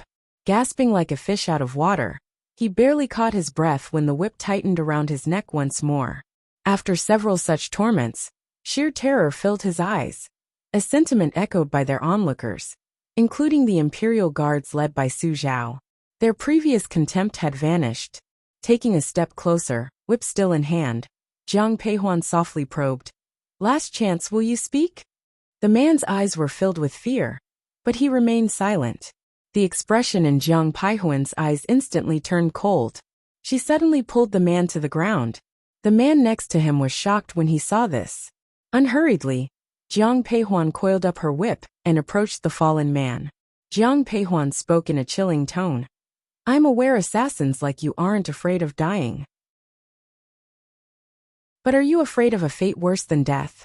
Before the man could react to her words, she swiftly produced 2 silver needles and stabbed them into the man's neck.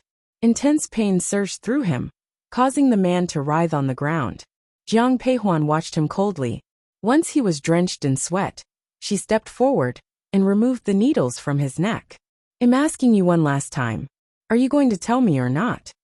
I will, the man croaked, looking fearfully at the trembling needle in her hand. She simply stared at him. Meeting her gaze, the man whispered, I don't know who's pulling the strings, but I know their surname is Lin. I'm not lying. That's all I know. Hearing this, confusion flashed in Jiang Peihuan's eyes. Hearing the surname Lin, her first thought was of Lin Ruhai, but she wondered if this incident was because of her or Lin Xingchen. She never once considered that it might be related to Lin Mingyao. Yi Xiao, release him. Eldest miss, are we letting him go just like that? Hearing Jiang Peihuan's words, Yi Xiao looked somewhat disapproving. Still, he untied the ropes binding the man. Jiang Peihuan spoke softly. Even if he goes back, what awaits him won't be pleasant. With that, she mounted her horse and moved on. The entire group followed in silence, not daring to speak. As dawn approached, Xiao Juanhao and Lin Mingyao were anxiously awaiting news. At the Prince Qing mansion, Pei Wu walked into Xiao Junhao's study. How is it?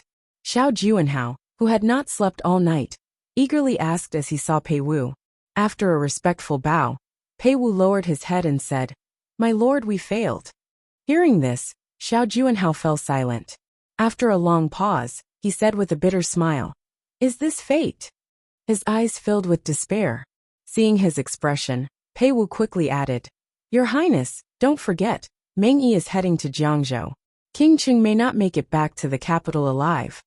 In Lin Mingyio's room, a maid rushed into Lin Mingyio's room. Lin Mingyao immediately put down the book in her hand and asked, Well? The maid shook her head. She's not dead. Miss, the master told me that Miss Jiang has many skilled fighters around her. Besides the guards arranged by King Qing, she also has the flying feather army of the Jiang family. It's very hard to assassinate her. With every word from the maid, Lin Mingyio's face darkened. She clenched her fists tightly, even though her nails were digging into her palm. In the capital, Jiang Peihuan was unaware of these developments. All she could think of was reaching Jiangzhou as quickly as possible. Eldest miss, we'll reach Jiangzhou in another day, Yi Xiao whispered, handing her a water bottle. After taking a sip, Jiang Peihuan stored the bottle away.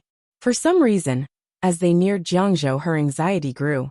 Suddenly, she felt a sharp pain in her heart. Yi Xiao, noticing this, quickly supported her. Eldest miss, are you all right? I'm fine. Jiang Peihuan shook her head and steadied herself. Then she looked at Yi Xiao and said, Let everyone know, we continue moving forward. Yes. Jiang Peihuan felt like her heart was about to leap out of her throat. She suddenly grew worried. Had something happened to Xiao Nani or Jiang Changbai? In the military camp at Jiangzhou, Master, the king of Chujiang has sent supplies, Han Feng announced, pulling back the tent flap and smiling at Xiao Nani. Before Xiao Nani could respond, Jiang Changbai from the side couldn't help but ask, How much did they send? Follow current novels on topnovelfool.com. Chapter 186. Xiao Nani was poisoned 100,000 caddies. This Jiang Han is somewhat useful after all. Master, shall we send Jiang Han back? Till see for myself. Saying this, Xiao Nani rose from his chair. Jiang Han had already been brought to the camp entrance, and when he saw Xiao Nani, his eyes were filled with hatred. But Xiao Nani ignored him, and instead looked outside the camp entrance. There were only 20 people who arrived, but behind them were 3 carriages full of food. Seeing the supplies, Xiao Nani gave Han Feng a nod. Catching Xiao Nani's signal, Han Feng swiftly cut the ropes binding Jiang Han's hands. Young prince. People from the Chujiang royal mansion, seeing this scene, hurriedly approached. Han Feng, Have the men bring the food here. Yes. As Han Feng moved forward with his men, those 20 people suddenly rolled up their sleeves, targeting Xiao Nani. Master, watch out! Your Highness, be careful! No one expected this. Jiang Shangbai's eyes were filled with concern. Quick, kill them! Jiang Changbai immediately shouted. Han Feng and Lin Xingchen rushed to intervene, but only then did Jiang Changbai realize these attackers were secret guards. Facing more than 20 of these guards was a disadvantage for them. Most of the crossbow bolts were deflected, but one bolt still struck Xiao Nani directly in the chest. Seeing Xiao Nani hit, the secret guards sent by the Chujiang royal mansion had eyes full of joy. However, their joy soon turned to shock. Even injured, they were no match for Xiao Nani. Today, none of you will leave alive. As he spoke, Xiao Nani's sword swept across, and half of the 20 guards fell instantly. Jiang Han watched, panic in his eyes. Seeing Xiao Nani step closer, he blurted out, 1 a.m. the young prince of the Chujiang royal mansion, you can't.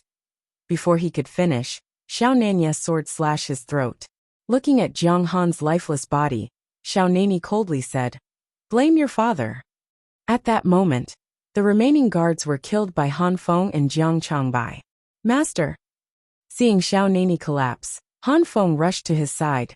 Xiao Nani's face turned pale. Jiang Changbai, alarmed, said to Lin Xingchen, quickly, fetch the military doctor. Shortly after, Xiao Nani was taken inside the tent, and the military doctor arrived. Opening Xiao Nani's clothes, seeing the bolt in his chest, the doctor's expression darkened. Feeling Xiao Nani's pulse, the doctor looked even grimmer. How is His Highness King Cheng? Seeing that the military doctor had not said anything, Jiang Changbai could not help but ask. Young general, the bolt is poisoned, and it's close to his heart. I don't dare remove it. What nonsense! You're the military doctor. If you can't save him, consider your life over. Jiang Shangbai's eyes blazed with anger. Han Feng hastily took out a porcelain bottle, a medicine given by Jiang Peihuan, when Xiao Nani had set out. Opening it, Han Feng quickly placed a pill in Xiao Nani's mouth. After a moment's hesitation, he gave him another. What did you give His Highness? Jiang Changbai asked urgently. It's the medicine the eldest Miss Jiang gave. She instructed it to be administered in dire circumstances. Military doctor, check His Highness' pulse once more. Hearing Han Feng's words, the military doctor once again took Xiao Nani's pulse. He was surprised. Young general, my lords, His Highness' heart meridian has been protected. However, this medicine can only protect His Highness' heart for 12 hours at most.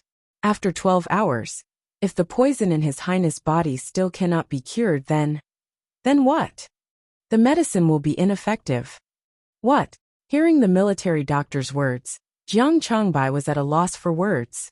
If not for the doctor's position, he would have killed him on the spot. At that moment, rapid footsteps echoed from outside. The curtain swiftly lifted. A soldier entered, kneeling on one knee, eyes wide with panic. Young general, King Chujiang and his army are just 3 kilometers from the camp. That old fool, Jiang Changbai, gazing at Xiao Nani lying in bed, instructed Han Feng. Guard His Highness here. He'll lead our troops against them. Turning to Lin Xingchen, he continued, General Lin, head to Chujiang City. Find doctors, several of them. Ensure King Qing is cured. Hearing this, both Han Feng and Lin Xingchen nodded simultaneously. Quickly, Jiang Changbai donned his armor and marched out with his soldiers. Jiang Changbai took most of the soldiers in the camp with him. When he climbed up the city wall, he immediately saw King Chujiang mounted on a horse. Their eyes locked, each filled with animosity. Jiang Changbai, the emperor never truly trusted the Jiang family. Your father served him loyally his whole life, only to have his military power taken away. Do you still want to serve such a treacherous emperor?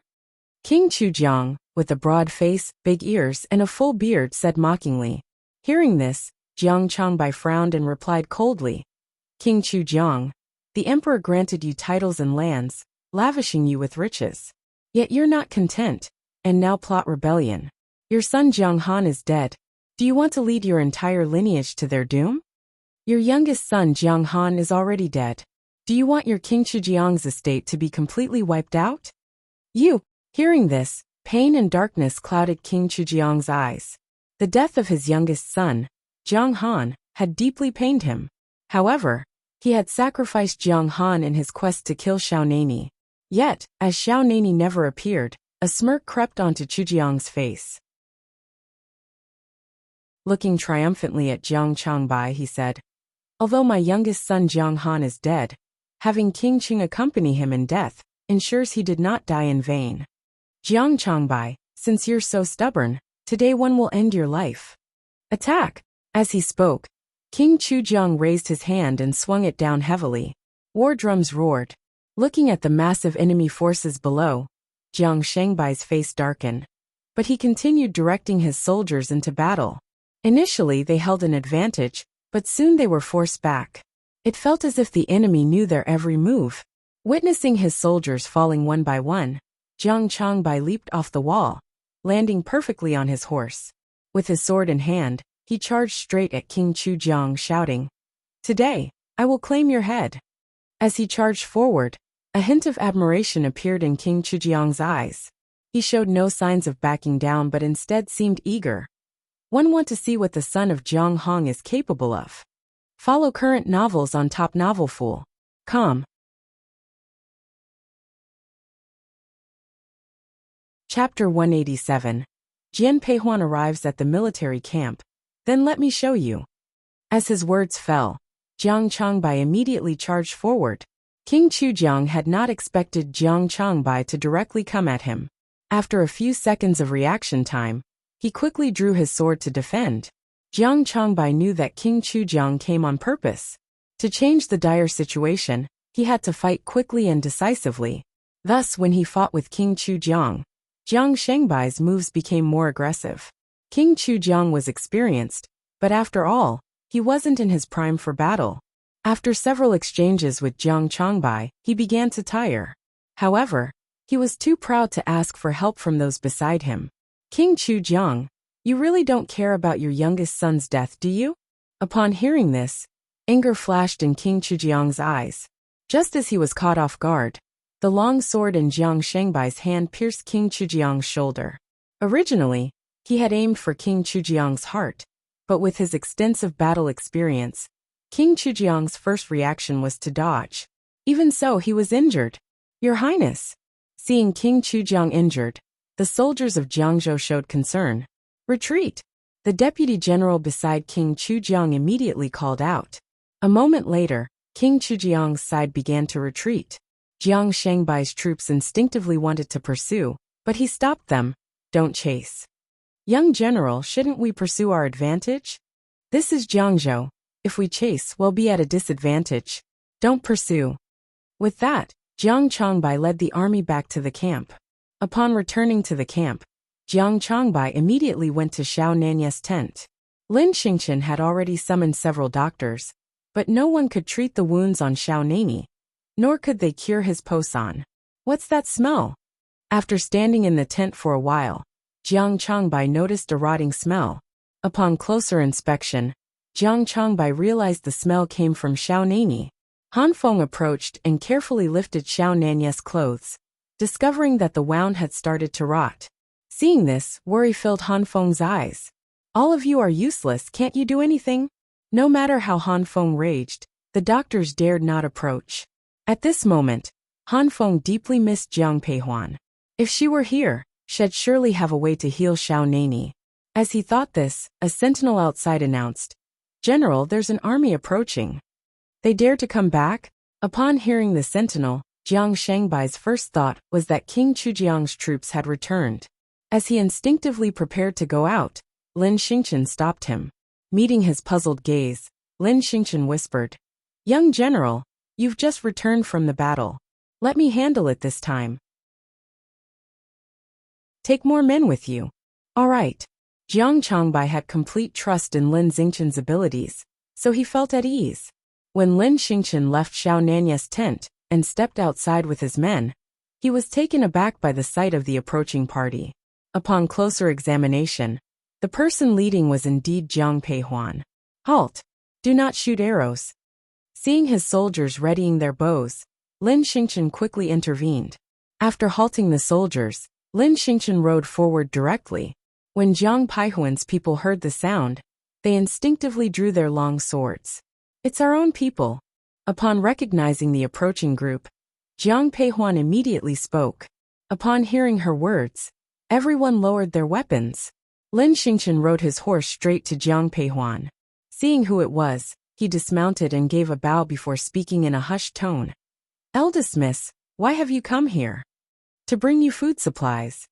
Only after hearing Jiang Paihuan's words did Lin Xingchen notice the piles of grain on the carts. Joyful Lin Xingchen exclaimed, "That's great." Jiang Peihuan scanned the surroundings, not seeing either Xiao Nani or Jiang Changbai. She couldn't help but ask, "Where are King Cheng and my elder brother?" The young general just returned to camp. As for His Highness, he's injured. Injured? Lin Xingchen nodded, briefly recounting the day's events. He then added, "Eldest miss, it's good that you're here. Neither the military doctors nor the city doctor can treat His Highness. His wound has started to rot." Hearing this, Jiang Paihuan's expression grew even more concerned. "Take me to King Cheng's tent." Yes. Lin Xingchen immediately mounted his horse, and Jiang Peihuan quickly followed. The two arrived at Xiao Nanya's tent. As they neared the entrance, Jiang Peihuan heard Han Feng shouting, "All of you get out!" Chasing the doctors away, Han Feng lifted the tent curtain, only to find Jiang Peihuan in military attire. "Eldest miss." Han Feng almost thought he was hallucinating. He rubbed his eyes vigorously, but the figure on the horse remained steadfast. Seeing this, an amused Lin Xingchen commented, "What are you standing there for? Hurry up and let the eldest miss in." "Eldest miss, you've come at the right time. Where's Xiao Nani?" "Master is inside." Without another word, Jiang Peihuan entered. "Huan Heir, why are you here?" Jiang Changbai, who was inside, emerged upon recognizing the voice. Seeing his sister, his eyes lit up with excitement. "Elder brother, let me see Xiao Nani first.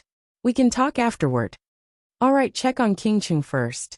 Upon approaching the bedside, Jiang Peihuan detected a putrid smell. Her face showed profound concern as she felt Xiao Nanya's pulse. His complexion was incredibly pale, with barely any color left. After checking his pulse, Jiang Peihuan lifted the clothing on his chest, exposing the black, rotting wound. Her eyes were filled with alarm. She turned to Han Feng and whispered, "Do you have strong alcohol in the army?"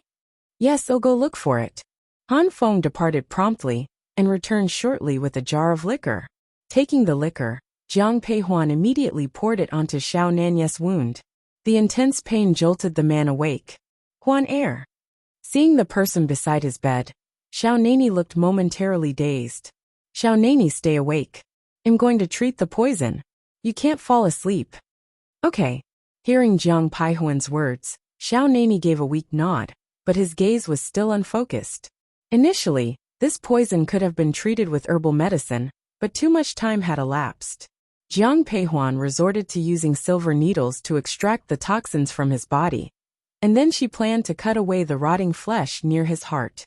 Upon examining the arrow near the man's heart, Jiang Peihuan confirmed it was still a slight distance away from the vital organ. Sighing in relief. Follow current novels on Top Novel Fool. You're tuning in to the Li Mei's Wuxia Whispers YouTube channel. We're so grateful for your support, and don't forget to subscribe to join us on this incredible journey through captivating stories.